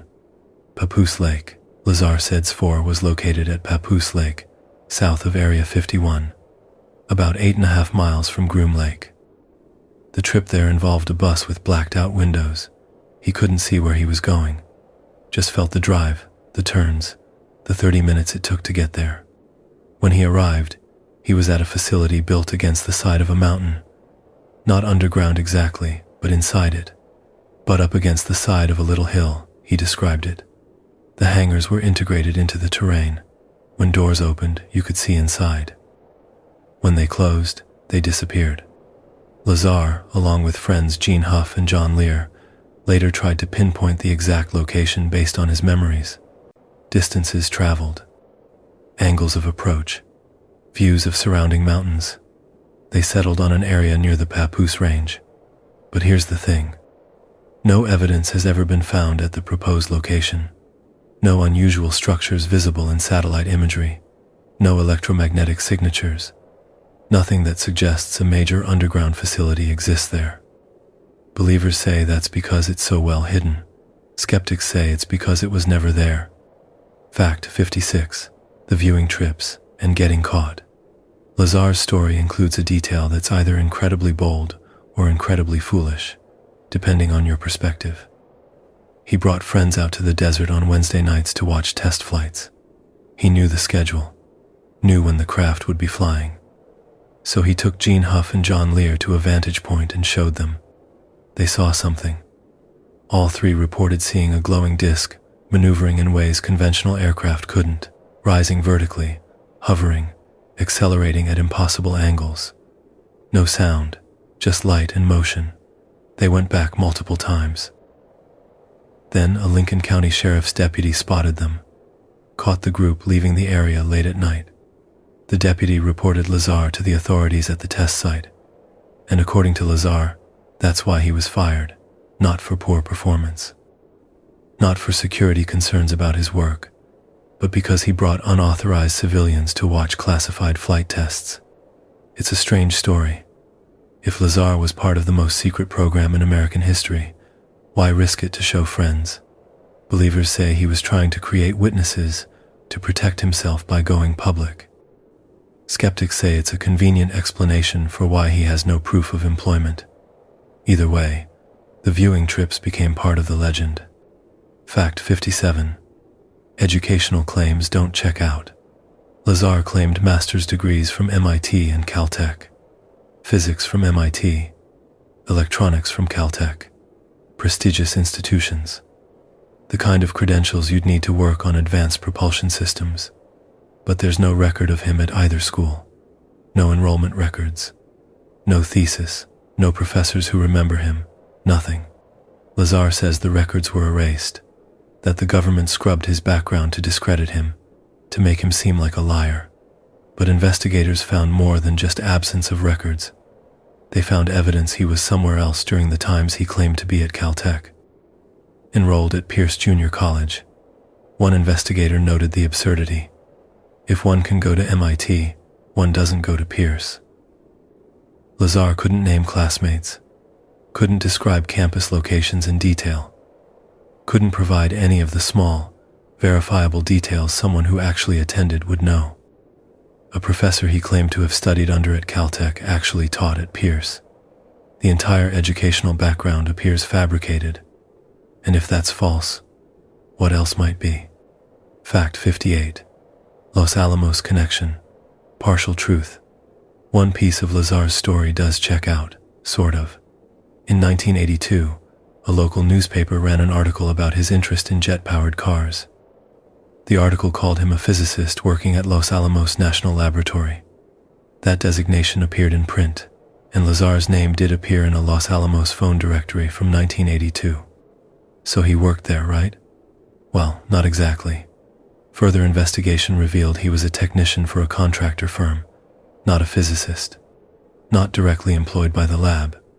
He had some connection to Los Alamos, but not the prestigious scientific position he claimed. The journalist who wrote the 1982 article later admitted he took Lazar at his word. Didn't fact-check the physicist's claim, just accepted what he was told. This partial truth is perhaps more damaging than a complete fabrication. It shows Lazar has a pattern, taking a kernel of reality and expanding it into something grander. Working as a technician becomes working as a physicist. Contractor work becomes employment by the lab. It plants doubt on everything else. Fact 59. Criminal history. In 1990, Lazar was arrested for aiding a prostitution ring. He pleaded guilty to felony pandering, received 150 hours of community service, was ordered to stay away from brothels, and had to undergo psychotherapy. Not exactly the profile of a government scientist working on humanity's most important secret. Then, in 2006, Lazar and his wife were charged with violating the Federal Hazardous Substances Act. His company, United Nuclear, had shipped restricted chemicals across state lines. The charges stemmed from a 2003 raid on the business. United Nuclear pleaded guilty to 3 criminal counts. In 2007, the company was fined for selling chemicals used to make illegal fireworks. Critics point to this history as evidence of character issues. Someone willing to break laws. Someone who deals in deception. Believers argue it's irrelevant to his Area 51 claims. Or worse, that these charges were manufactured to discredit him. Government harassment designed to destroy his credibility. The truth is probably simpler.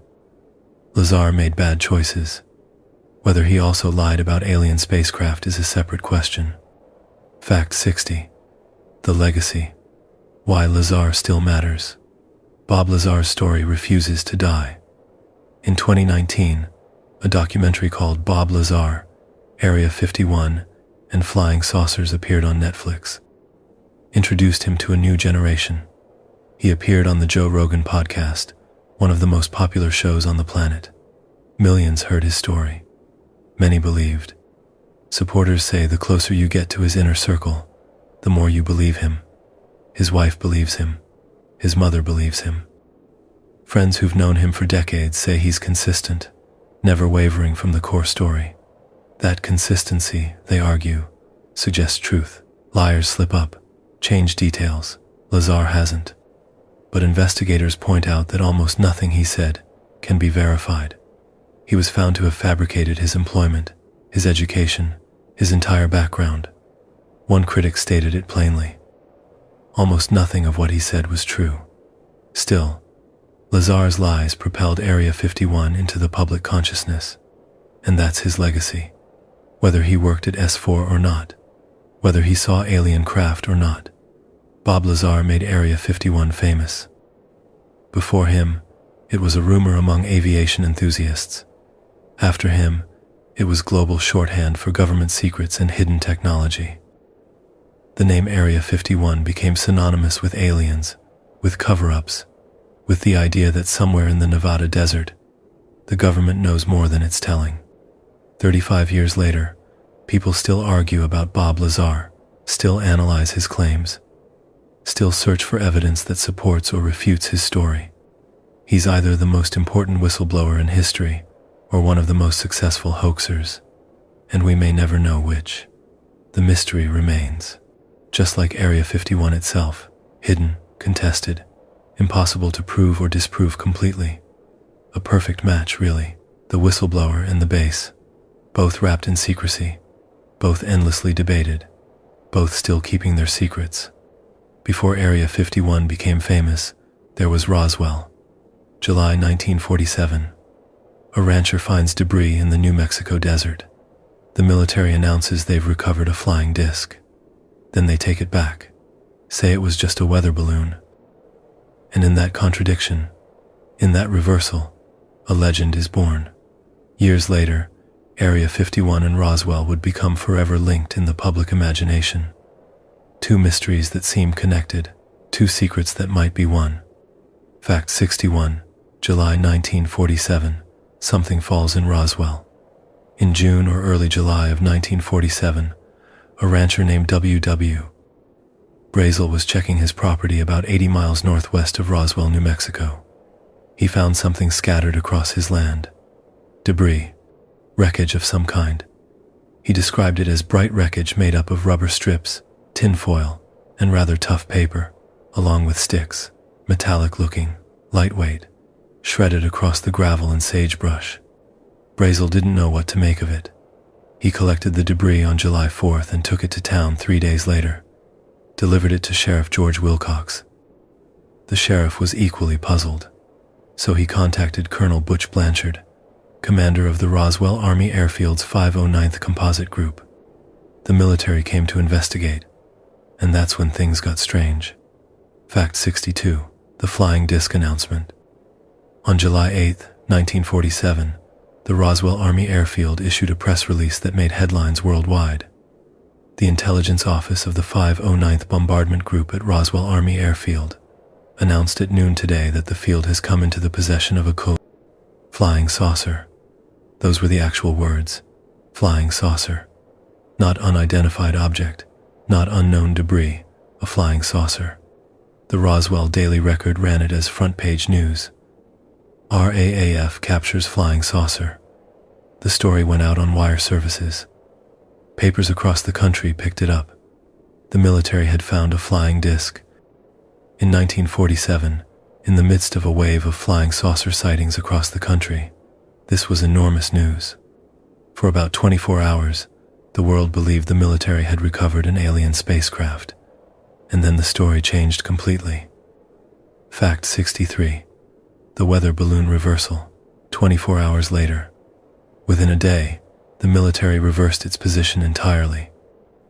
General Roger Ramey, commander of the 8th Air Force, announced that a mistake had been made. The debris wasn't from a flying saucer at all. It was from a weather balloon. The wreckage had been flown to Fort Worth for examination. Ramey posed for photographs holding pieces of the debris, balloon material, foil, wooden sticks. Nothing exotic, nothing mysterious. The Roswell Daily Record's follow-up headline read, Army debunks Roswell flying disc as world simmers with excitement. The story seemed settled. A case of mistaken identification. Overeager military personnel who saw something mundane and assumed something extraordinary. Move along. Nothing to see here. But Mac Brazel, the rancher who found the debris, didn't believe the weather balloon explanation. He told reporters what he'd found didn't match any weather balloon he'd ever seen. And he'd seen plenty. Living in rural New Mexico, you get familiar with what falls from the sky. This was different. But the military insisted. Weather balloon. Case closed. Fact 64. Decades of silence, then books. For 30 years, the Roswell incident faded from public consciousness. An odd footnote. A brief moment of excitement followed by a mundane explanation. Then in 1978, retired Air Force officer Jesse Marcel spoke publicly. Marcel had been the intelligence officer who initially investigated the debris. He said the weather balloon explanation was a cover story. That what they'd recovered was something else. Something he still couldn't fully explain. He speculated it might be extraterrestrial. In 1980, authors Charles Berlitz and William L. Moore published The Roswell Incident. The book claimed the weather balloon story was a deliberate cover-up, that the real debris had been flown to Wright Field, later Wright-Patterson Air Force Base. That weather balloon debris had been hastily substituted for photographs. The book revived interest, spawned investigations, created a mythology that would only grow larger. Fact 65. Area 51 enters the story. By the 1980s and 90s, theories had evolved. New claims emerged. Some alleged that debris from Roswell wasn't just taken to Wright-Patterson. Some of it, or all of it, ended up at Area 51. Why Area 51? Because Bob Lazar's 1989 testimony put alien technology there. The connection seemed obvious. If the government had recovered alien craft, where would they study it? Where would they reverse engineer it? At the most secret base in America. There's a chronological problem with this theory. Area 51 didn't exist in 1947. It wasn't established until 1955, 8 years after Roswell. But believers have explanations. Perhaps the debris was stored elsewhere first. Perhaps it was moved to Area 51 later, after the base was built. Perhaps there were other crashes after 1955 that went directly to Area 51. The link between Roswell and Area 51 exists primarily in speculation. No declassified documents connect them. No confirmed testimony ties them together. But in the public imagination, they're inseparable. Roswell is where it crashed. Area 51 is where it went. Two pieces of the same puzzle. Fact 66. Project Mogul. The 1994 explanation. In 1994, the Air Force released a detailed report addressing the Roswell incident. They admitted the weather balloon story had been false. A cover-up, but not of aliens. The debris, they said, came from Project Mogul, a top-secret program that used high-altitude balloons equipped with microphones to detect Soviet nuclear tests. The balloons floated at the edge of the atmosphere, listening for acoustic signatures of nuclear detonations. The program was so classified in 1947 that they couldn't tell the public about it, couldn't explain what had actually fallen, so they said weather balloon. Close enough to the truth to be plausible, vague enough to protect the real program.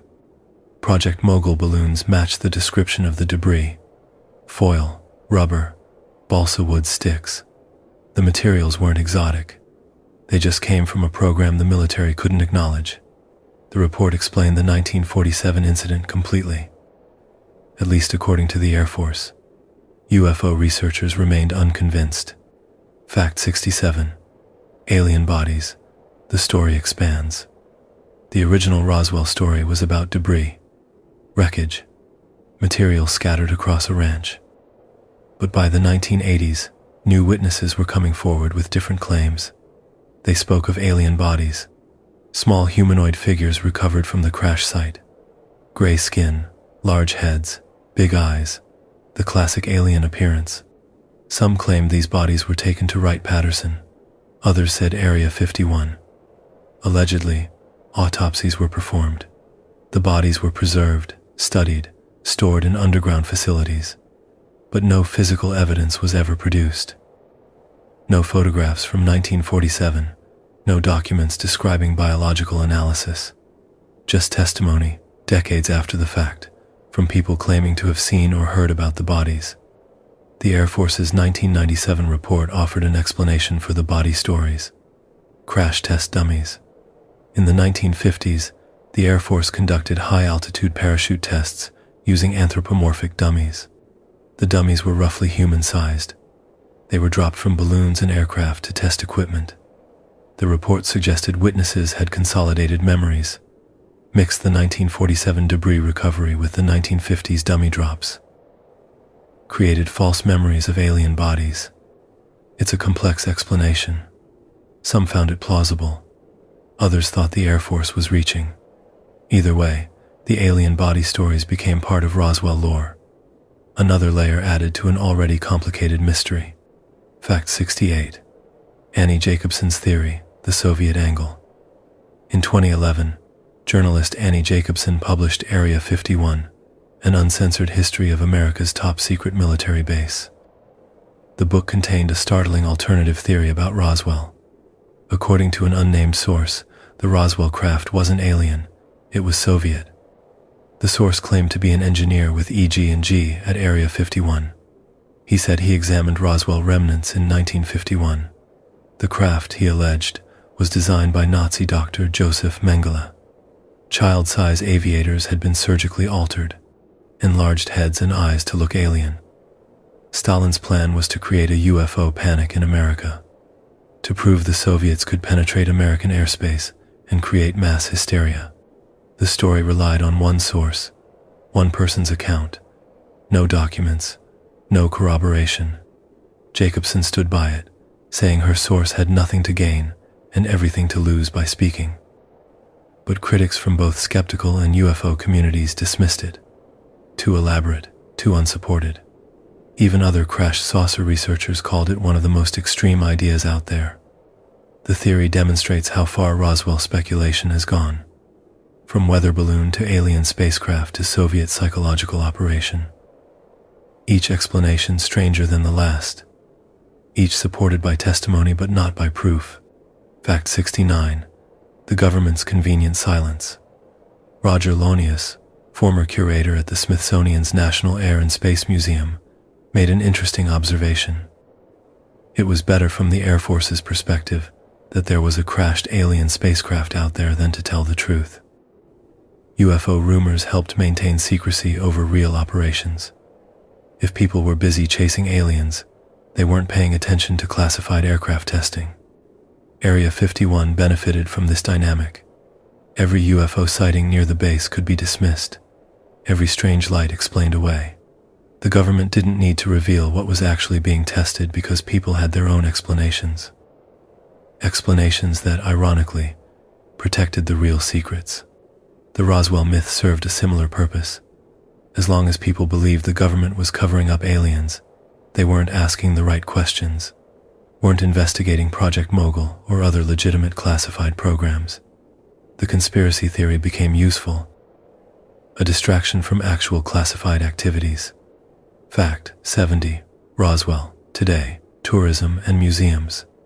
Roswell, New Mexico has fully embraced its UFO heritage. The International UFO Museum and Research Center opened in 1992. It attracts over 200,000 visitors annually. An annual UFO festival has been held since 1996. The town features alien-themed everything. A McDonald's shaped like a UFO. Streetlights with alien motifs. Walmart murals showing flying saucers and gray aliens. The town's economy depends on the mystery. Whether the 1947 incident involved aliens, Soviet craft, or classified balloons doesn't really matter anymore. The legend is real. The tourism is real. The cultural impact is undeniable. Roswell has become synonymous with UFOs in American consciousness, and Area 51 inherited some of that mystique. The two locations, separated by hundreds of miles and connected by nothing but speculation, are forever linked. Roswell is where it happened. Area 51 is where the secrets are kept. Ask someone on the street about either place, and they'll mention the other. The connection exists not in documents but in imagination, not in evidence but in belief. 78 years after debris fell on a ranch in New Mexico, we still don't have complete consensus on what it was. Weather balloon, alien craft, Soviet operation, secret military project. The explanations multiply, but certainty remains elusive. And perhaps that's fitting. Some mysteries endure not because the truth is hidden, but because the mystery is more compelling than any answer could be. Roswell remains unsolved. Area 51 remains secretive, and the questions keep coming. What crashed? Where did it go? What does the government know? Those questions have been asked for decades. They'll be asked for decades more. And somewhere in the Nevada desert, behind fences and sensors and armed guards, Area 51 keeps whatever secrets it keeps. Silent, hidden, waiting. Area 51 has no public road access, no commercial flights, no way for ordinary people to reach it. But thousands work there. Engineers, pilots, technicians, support staff. They live in Las Vegas, in towns scattered across Nevada. And every morning, they commute to a place that doesn't officially exist. They fly there on an airline with no name, board planes with no logos. Travel to a destination that appears on no public map. Fact 71. Janet Airlines, the planes with no name. If you spend time at Harry Reid International Airport in Las Vegas, you'll see them. White aircraft with a single red stripe along the windows. No airline name, no logo, no markings except registration numbers required by law. They park at a private terminal on the west side of the airport, away from commercial gates, away from public view. These are the Janet flights, the unofficial name for a classified fleet operated for the United States Department of the Air Force. The planes shuttle military personnel, Department of Defense civilians, and contractors to special access program facilities, primarily Area 51 and Tonopah Test Range. They've been flying since 1972, over 50 years of daily operations, and most Americans have no idea they exist. The fleet consists of 6 Boeing 737-600s and 5 Beechcraft turboprops. Plain, unremarkable, deliberately boring. The only distinction is that red stripe, a small flash of color on otherwise blank aircraft. If you didn't know what you were looking at, you'd assume they were corporate jets, private charters. Nothing special, but these planes fly to nowhere, to destinations that don't appear on civilian maps, to places you can't buy tickets to, and they do it every single day. Fact 72. What Janet means, nobody really knows. Janet is just the radio call sign, the name pilots use when communicating with air traffic control. But what does it actually stand for? Nobody seems to know for certain, or if they do know, they're not telling. The most common theory is just another non-existent terminal. A joke. A wink at the absurdity of operating a major airline to a place that officially doesn't exist. Another theory suggests joint air network for employee transportation. More official sounding, more bureaucratic. Then there's a third explanation, more romantic than the others. According to the Nevada Aerospace Hall of Fame, the name came from the wife of a former Area 51 commander. In the late 1960s, Colonel Richard A. Sampson allegedly named the operation after his spouse, Janet. Because nothing says romantic gesture quite like naming a secret commuter airline after your wife. The truth is probably classified, or lost, or simply forgotten. What matters is the name stuck. Aviation enthusiasts call them Janet flights. Researchers use the term. Even the aircraft are sometimes referred to as Janets. The airline that doesn't exist has a name everyone knows. Fact 73. The fleet, boring on purpose. The current Boeing 737-600s weren't always Janet's aircraft. They were acquired from Air China starting in 2008 through 2009. Before that, they flew for China Southwest Airlines. Used commercial jets, repurposed for classified use. Taken to Wright-Patterson Air Force Base first for modifications. Then transferred to Las Vegas for Janet operations. Before the 737s, Janet flew Boeing 737-200s. And before those, going back to the beginning in 1972, they operated Douglas DC-6s. Older propeller aircraft that could handle the short flight to Groom Lake. As the base grew, as operations expanded, the fleet modernized. But the philosophy remained constant. Use ordinary aircraft, nothing exotic, nothing that draws attention. The Beechcraft turboprops handle smaller runs, days when fewer workers are needed, flights to more remote locations where a full-size 737 would be excessive. The whole operation is designed to blend in, to be unremarkable, to operate in plain sight while remaining functionally invisible. Fact 74. Daily schedule, commuting to secrecy. The most common Janet departures happen around 7 in the morning. Workers arrive at the private terminal, pass through security that's significantly more thorough than standard TSA screening, board the waiting 737. The flight takes about 15 minutes. Las Vegas to Groom Lake, close enough that you barely reach cruising altitude before beginning descent. But here's where it gets interesting. As the aircraft approaches Area 51, the pilot turns off the transponder, the device that broadcasts the plane's location to civilian flight tracking systems. One moment, the aircraft is visible on FlightAware or Flight Radar 24. The next moment, it's gone. Vanished from civilian radar, still flying, still perfectly safe, just invisible to public tracking. Multiple flights operate throughout the day. Up to 190 per week, according to Air Force solicitation documents. Morning shifts heading out. Evening shifts returning, a constant shuttle service to and from the secret base. Like any commuter operation, except the destination is classified. At the end of the workday, the process reverses. Workers board Janet flights at Area 51, fly back to Las Vegas, get in their cars, drive home to families who might not know exactly where they've been all day, just that they work at the test site, somewhere out in the desert, doing something they can't discuss. Fact 75. Call sign changes, Janet becomes Bunny. In civilian airspace, the aircraft use the call sign Janet, Janet 412, Janet 625. Standard radio communication. But when the flight is handed off from Nellis Air Force Base Control to Groom Lake Control, something changes. The call sign shifts. Janet 412 might become Bunny 27. The transformation follows a pattern. The last 2 digits of the Janet flight number, plus 15. Internal military call signs that mean nothing to outside observers. Another layer of operational security. Even the names change as you approach the base. This isn't unusual in military aviation. Different facilities use different call signs, but it's another reminder that Janet flights exist in multiple worlds. In civilian airspace, they're just another aircraft. Inside restricted airspace, they become something else. Part of a system with its own rules, its own language, its own reality.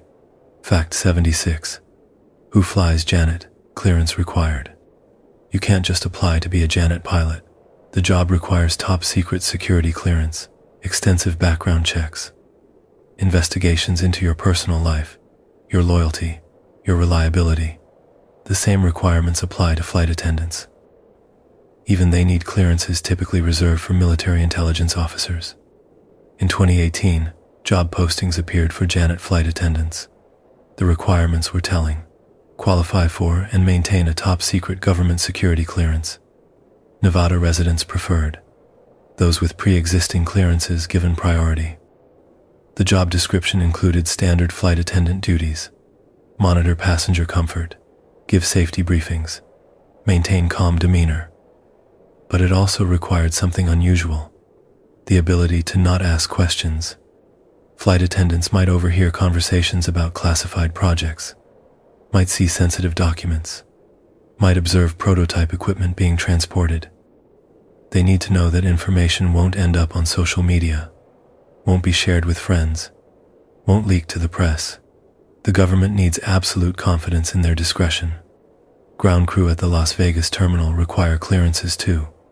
Maintenance workers, baggage handlers, anyone who comes near the aircraft or the passengers. The entire operation is wrapped in security. Every person vetted, every potential risk assessed and mitigated. Fact 77.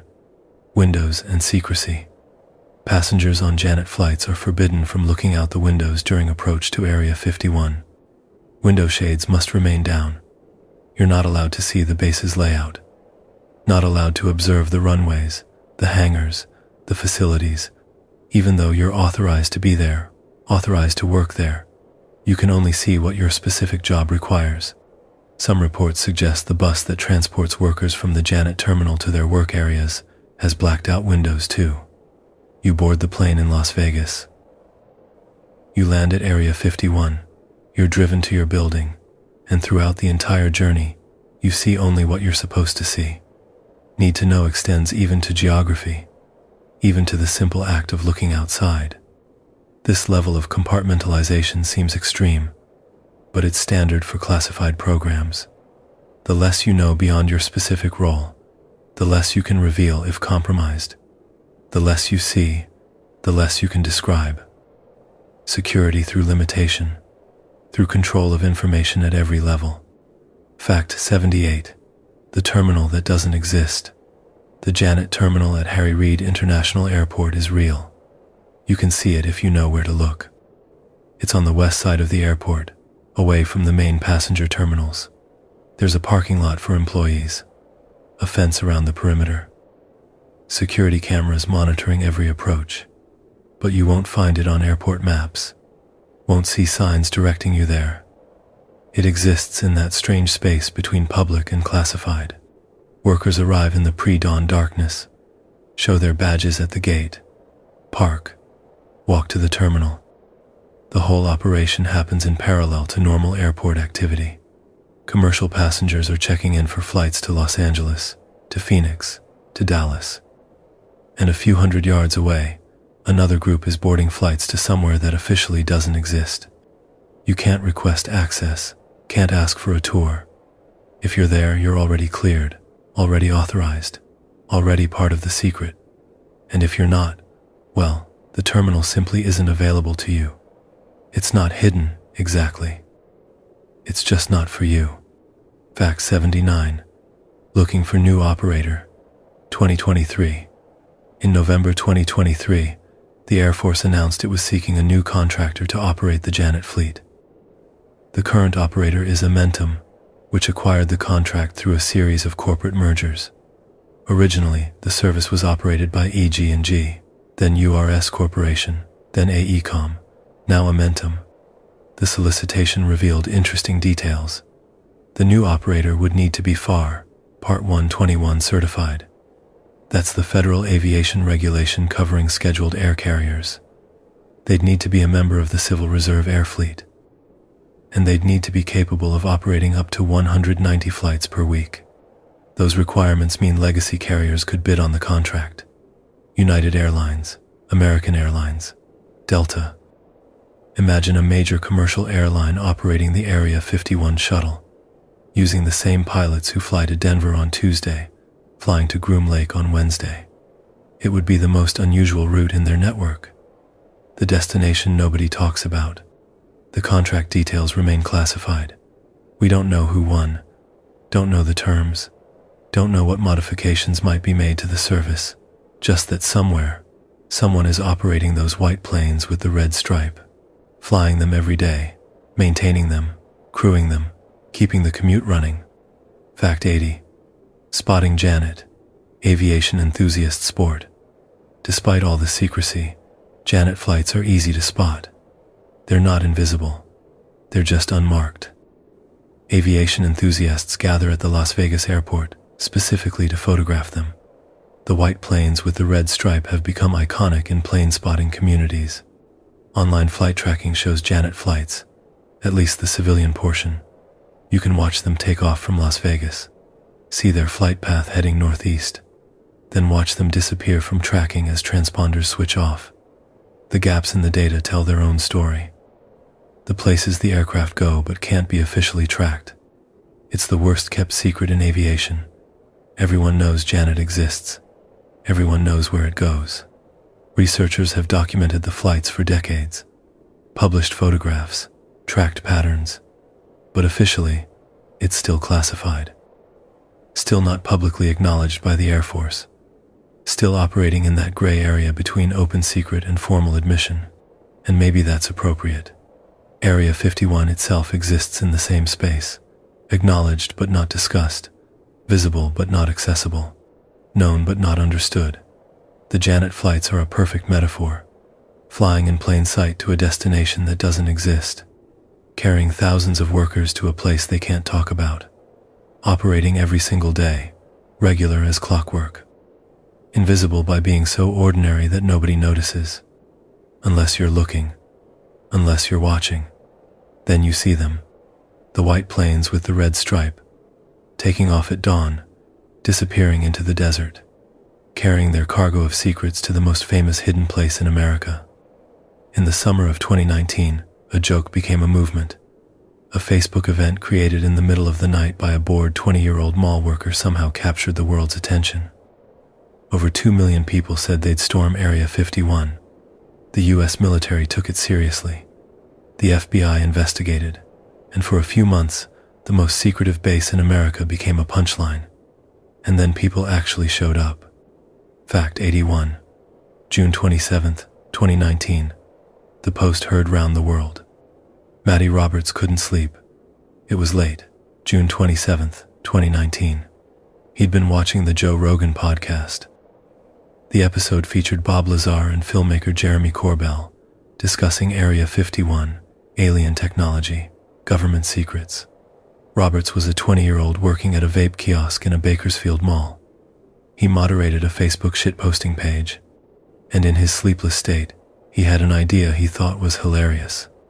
He created a Facebook event, Storm Area 51, They Can't Stop All of Us. The date was set for September 20th, 2019, at 3 in the morning. The description read, "If we Naruto run, we can move faster than their bullets. Let's see them aliens." The Naruto run referenced an anime character's distinctive running style. Arms stretched behind, head down, torso tilted forward. Roberts posted it and went to bed thinking maybe 40 people would respond. It was satire, a joke, obvious absurdism. But the internet doesn't always understand satire, and sometimes the joke becomes real. Fact 82. The viral explosion. Roberts woke up to thousands of responses, people marking themselves as going, more joining every minute. Within days, it had spread beyond Facebook. TikTok videos showing people planning their raid strategies, Reddit threads discussing the best approaches, Instagram memes about alien rescue missions. The event page filled with satirical tactical discussions, what weapons to bring, how to coordinate, whether Naruto running actually made you faster. By August, over 1 million people had responded going. Eventually, 2 million marked going with another 1.5 million interested. It became international news. CNN covered it.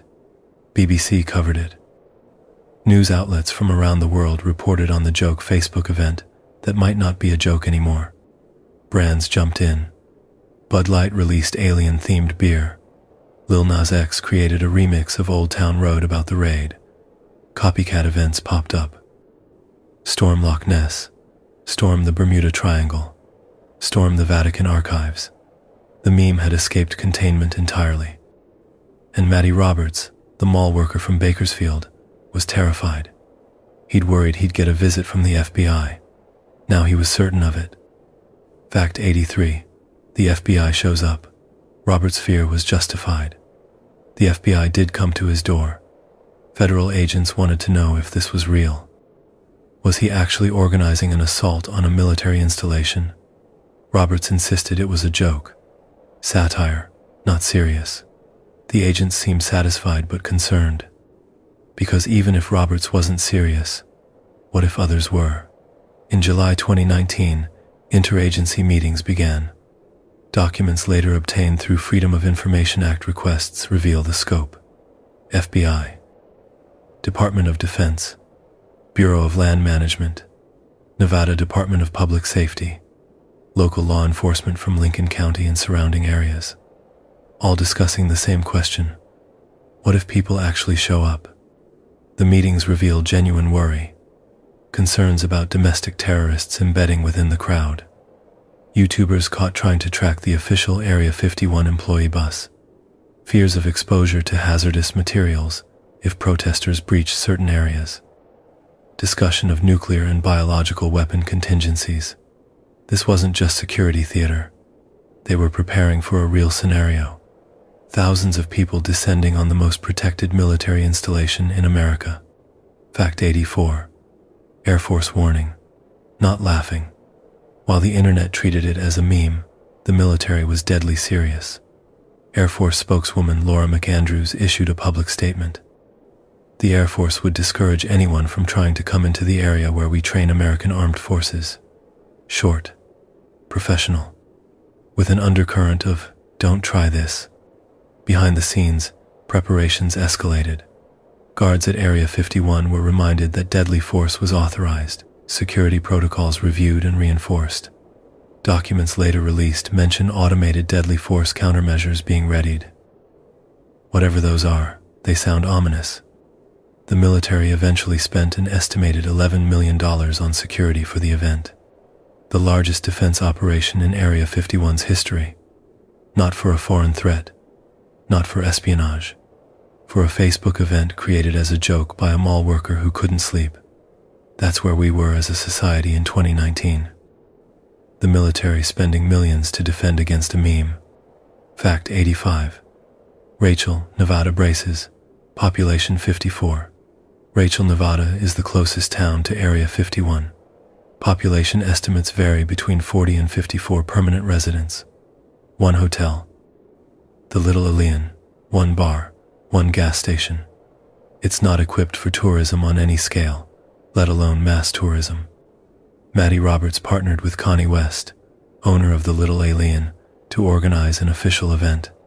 They called it Alien Stock, playing on the famous Woodstock Festival. They expected anywhere from 10,000 to 25,000 attendees. Rachel has 184 hotel rooms total, in the entire county. The infrastructure couldn't support that many people. Lincoln County officials drafted emergency declarations, pooled resources with neighboring counties. They feared a humanitarian disaster. Not enough water, not enough food, not enough medical facilities. Cell phone networks would collapse under the load. People would camp in areas without sanitation. In the desert heat of September, dehydration could be fatal. This wasn't paranoia. This was logistics. And the logistics were terrifying. Fact 86. The split, Alien Stock falls apart. 10 days before the event, Matty Roberts pulled out. He cited poor planning, risk management, and blatant disregard for safety. He'd taken $70,000 to $100,000 in sponsorship money and donations, and he was moving his event to Las Vegas instead, a safer venue, actual infrastructure, indoor facilities. Connie West was furious. She continued alien stock in Rachel anyway. She had all the permits.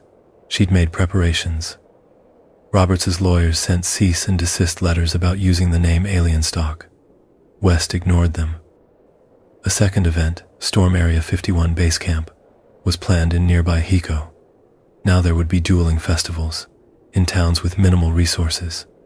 The disaster everyone feared seemed inevitable. Fact 87, September 20th, 2019. The day arrives, 3 in the morning, September 20th, the scheduled storm time. Authorities braced for thousands.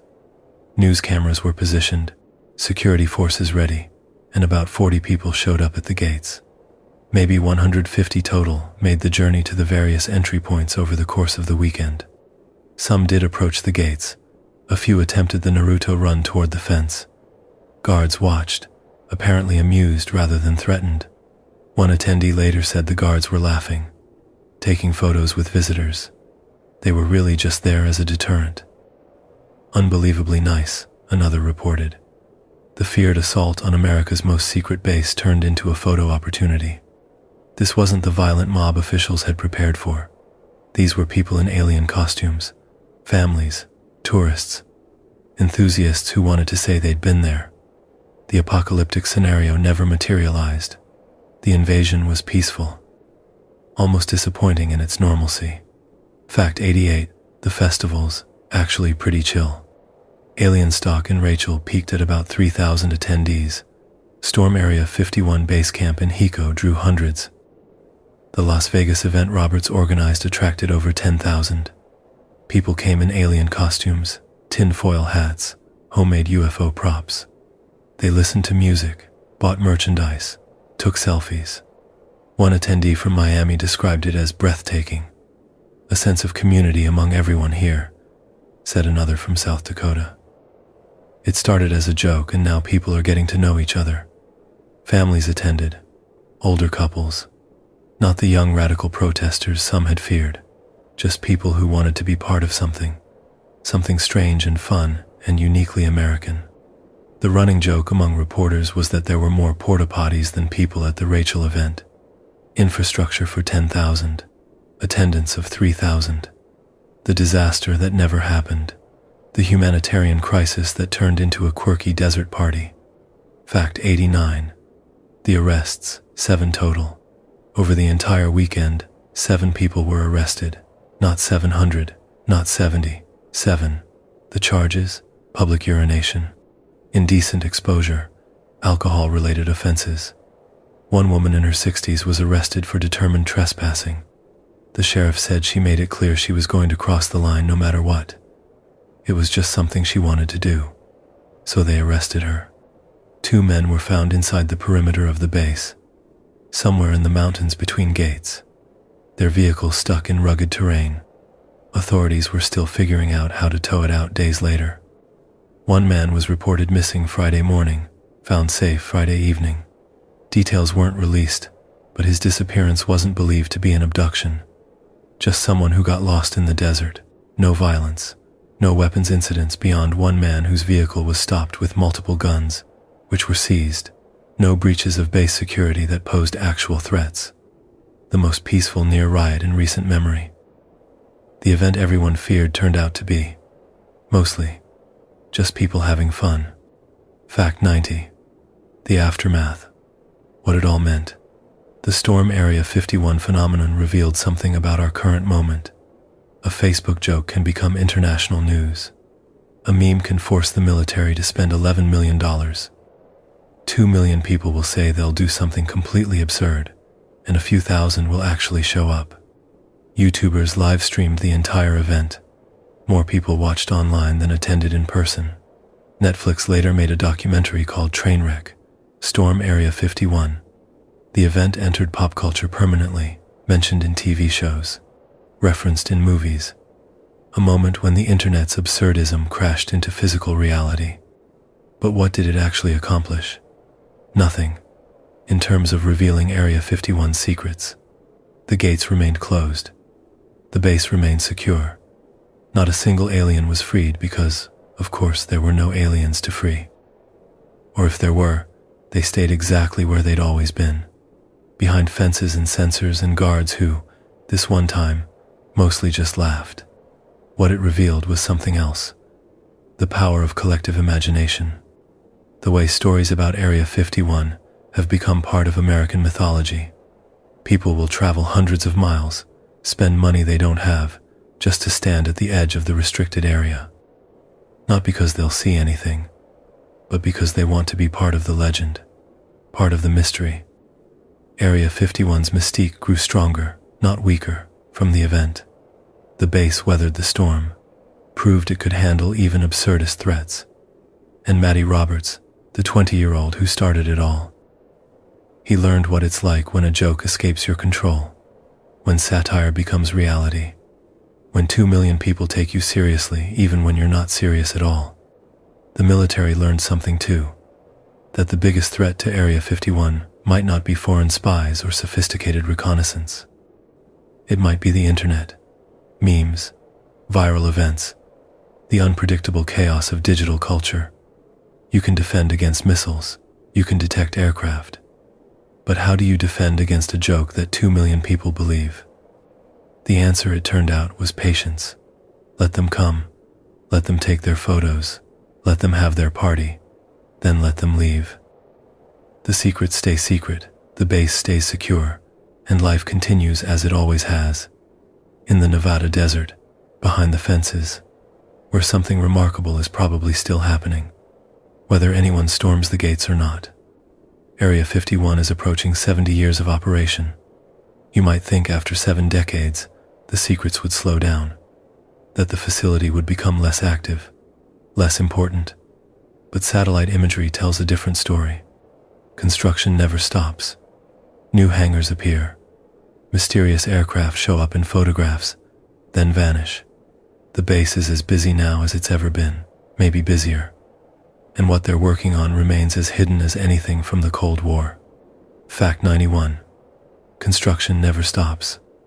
Commercial satellite imagery has changed everything about observing Area 51. Companies like Planet Labs and Maxar capture high-resolution images of the base regularly. Researchers can compare photos from different dates, track changes, document expansion, and what they see is constant construction. In 2014, a massive new hangar appeared at the south end of the southern taxiway. The footprint measured approximately 215 by 215 feet, height about 85 feet, one of the largest structures on the base. Construction started in June 2014. By August, the basic structure was visible. What it houses remains unknown. For years, satellite images showed minimal activity around it. Few vehicles, no obvious aircraft movements, just this enormous building sitting there, empty, or at least appearing empty. Then in 2020, major modifications began on hangars 20 through 23. Massive extensions were added to both sides. The additions created a combined facility measuring roughly 400 by 500 feet, the largest hangar complex on base by a substantial margin. The extensions are more like covered porticos than traditional enclosed hangars. Open sides, protected from satellite view but allowing air circulation. Fact 92. The drone swarm theory. The design of the hangar, 20 to 23 modifications, suggests a specific purpose. Aviation analysts studying the layout believe it's optimized for managing large numbers of unmanned aircraft. The arrangement creates a production line-like flow. On one side, drones can be parked outside satellite view, protected from weather. The center section provides pass-through servicing bays, maintenance, refueling, weapons loading. On the other side, aircraft can be staged for launch. This configuration would allow coordination of large-scale drone operations. Launch 20 or 30 aircraft simultaneously, recover them, rotate them through servicing, stage them for the next mission. Learning how to manage swarms of semi-autonomous systems is probably a focus of current research. How do you control 50 drones working together? How do they communicate? How do they coordinate attacks or reconnaissance without human input for every decision? The age of drone swarms may have arrived at Area 51. Not one or two unmanned aircraft, but dozens operating as a coordinated unit. The implications for warfare are profound. The implications for what happens next are unclear, but the hangar modifications suggest someone is figuring it out. Right now, in the Nevada desert. Fact 93. North Ramp expansion. In April 2023, construction began on a new hangar at the North Ramp. By October 2023, it appeared complete. Satellite imagery shows 3 bays, each sized for fighter jet scale aircraft.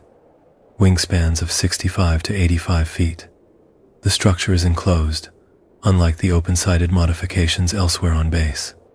Historically, the North Ramp has been used by a unit nicknamed the Red Hats. Their mission involves evaluating foreign aircraft, captured or acquired systems from adversaries. During the Cold War, they flew Soviet MiGs, studied their capabilities, developed tactics to defeat them. The new hangar suggests that mission continues. But what are they studying now? Chinese aircraft, Russian systems, drones captured in conflict zones. The hangar's completion coincides with increased tensions with near-peer adversaries. China's military modernization, Russia's continued development of advanced systems. The need to understand enemy capabilities hasn't diminished since the Cold War ended. It's intensified, and Area 51 remains where that understanding is developed. Fact 94. The Data Center, 2024 to 2025. Between August 2024 and April 2025, a new microwave tower was constructed west of a recently built data center. The tower has a square footprint, approximately 25 by 25 feet. As of April, the structure appeared complete, but no dishes had been mounted yet. It may replace an older tower that served as the central microwave hub for decades. The location near the new data center suggests data processing and relay functions are being consolidated. More computing power, more bandwidth, more capacity to handle whatever information is being generated at the base. Modern aircraft generate enormous amounts of data, sensor feeds, telemetry, performance metrics. If Area 51 is testing next-generation systems, they need infrastructure to process the data those systems produce. The construction of dedicated data facilities hints at the nature of current work. Less about raw speed or altitude, more about information dominance, sensors, communication, processing, the ability to see everything, understand everything, respond faster than adversaries. That's the modern battlefield. And the infrastructure to support it is being built at Groom Lake right now. Fact 95. The mysterious Delta aircraft. 2022. January 26, 2022. A Planet Labs satellite captured an image that shocked Area 51 watchers. On the north apron of the massive south hangar, an exotic aircraft sat exposed. Delta wing configuration. Tailless. Fighter-sized. Unlike any known aircraft, it was under a skeletal structure, not enclosed, just sitting there in daylight. The aircraft appeared in imagery from January 26th and remained through the 28th. A high-resolution image from January 29th showed clear details. The shape was distinctive, sharp angles, blended surfaces, clearly designed with stealth in mind. Then on February 3rd, both the aircraft and the structure were gone. Vanished as mysteriously as they'd appeared. 8 years after the South Hangar was built, this was the first significant activity observed there. What was the aircraft? A new bomber? An unmanned system? A technology demonstrator? Where did it come from? Where did it go? Nobody outside classified circles knows. Just another ghost caught briefly by satellites, then disappearing back into secrecy. Fact 96. The Rat 55 2025 sighting. In 2025, footage emerged of an unusual aircraft at Area 51. The Rat 55, radar assurance aircraft, It has a distinctive elongated nose and humpbacked fuselage. The design is optimized for collecting radar data on stealth aircraft during test flights. It evaluates radar signatures, measures how different systems perform, helps engineers understand what enemy radar might see. The RAT-55 operates almost exclusively in restricted airspace. It turns off its transponder to disappear from civilian flight tracking. Aviation analysts believe it supports testing of multiple classified programs. The RQ-180 reconnaissance drone, reportedly a large long-endurance stealth platform. The B-21 Raider stealth bomber, though officially that program is based at other locations, possibly other systems not yet publicly acknowledged.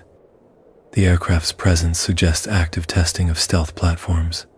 Area 51's core mission, making things invisible to radar, continues. The technology has advanced since the F-117's faceted surfaces. Modern stealth uses curves, special materials, active systems. But the goal remains the same. Disappear from enemy sensors, strike unseen. That's what's being perfected at Area 51 today. Fact 97, F-117 still flying. The F-117 was officially retired in 2008. Ceremonies were held. The aircraft were placed in storage. The program ended. Except it didn't. Not entirely. Photographs from 2019 show F-117 still flying over Area 51. Multiple sightings, clear images. The supposedly retired aircraft are still operational. Why keep them flying? One theory is aggressor training. The F-117 provides a realistic stealth target for testing sensors and tactics. How do you detect a stealth aircraft? How do you track it? How do you engage it? You need an actual stealth aircraft to practice against. And the F-117, though old by modern standards, still has a minimal radar signature. Some of the aircraft were kept in flyable storage, maintained, ready to return to service if needed, or perhaps never truly retired. Just removed from public operations while continuing classified test work. Either way, the sightings confirm the base's role hasn't changed. Testing aircraft, developing capabilities, staying ahead of adversaries. The work continues, the missions adapt. But Area 51 remains Area 51. Fact 98. What else might be there? What else is hidden at Groom Lake? Aviation analysts and defense observers have theories. The RQ-180 stealth drone seems likely. Large, long-range, long-endurance reconnaissance platform, powerful ground-scanning radar, designed to penetrate hostile airspace. Some reports suggest it entered low-rate production years ago. Where would you test a large stealth drone? Where would you refine its capabilities? The B-21 Raider, officially being tested at other bases, might also spend time at Area 51. The base has the security, the facilities, the expertise in stealth technology. If there are problems with the program, if capabilities need verification away from public observation, Groom Lake is the logical choice. Hypersonic glide vehicles are another possibility. The Pentagon is pouring money into hypersonic research. Weapons that combine the speed of ballistic missiles with the maneuverable trajectory of cruise missiles. Testing those systems requires range, security, isolation. Area 51 provides all three. Then there are the persistent rumors of an SR-72, an alleged Mach 6 capable aircraft, powered by scramjets or pulse-wave engines. No concrete evidence exists, no confirmed sightings.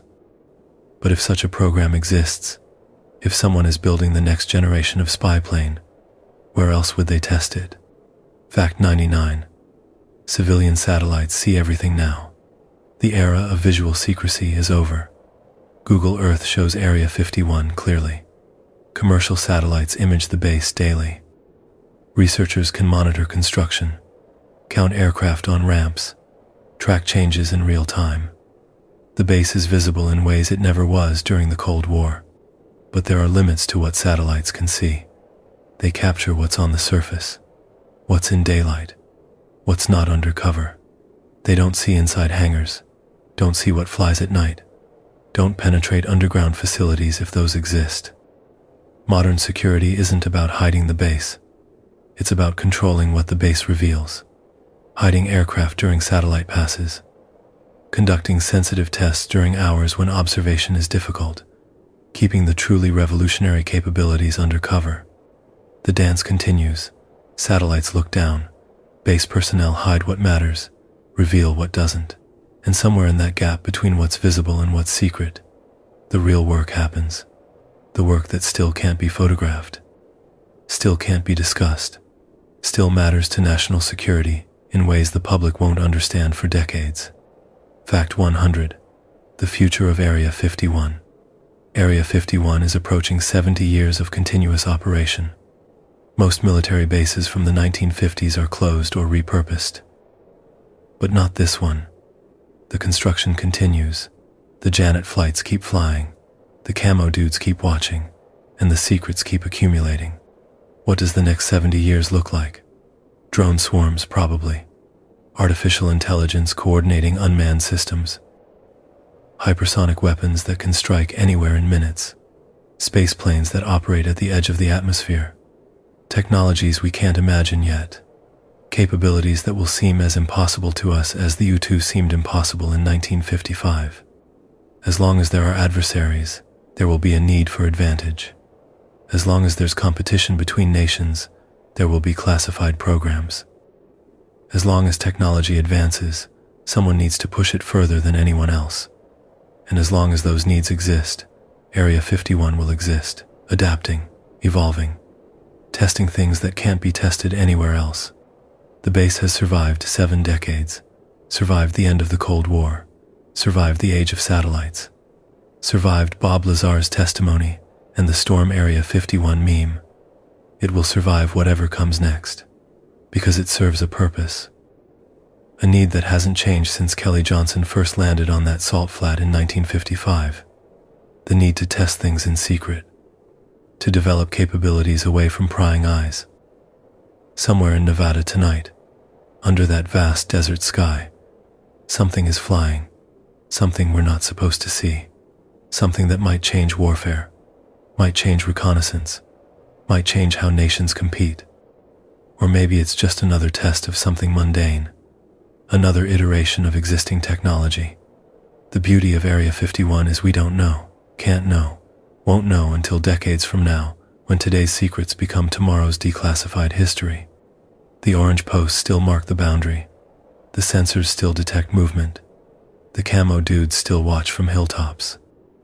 And behind all those barriers, behind all that security, the work continues. The mystery endures. The legend grows. Area 51 remains what it's always been, the place where secrets go to become reality. Where the impossible is tested until it becomes operational. Where the future is built away from the present. And that's where we leave it, at the edge of the restricted area, looking toward mountains that hide hangars, toward runways where things we can't name take flight, toward a future that's being built right now, in the dark, in secret, where it's always been built, since 1955, since that first Udu lifted off from Groom Lake, since America decided some things are too important to share, too critical to reveal, too valuable to risk. The mystery continues, the base remains, and somewhere tonight, in the Nevada desert, something remarkable waits in the dark.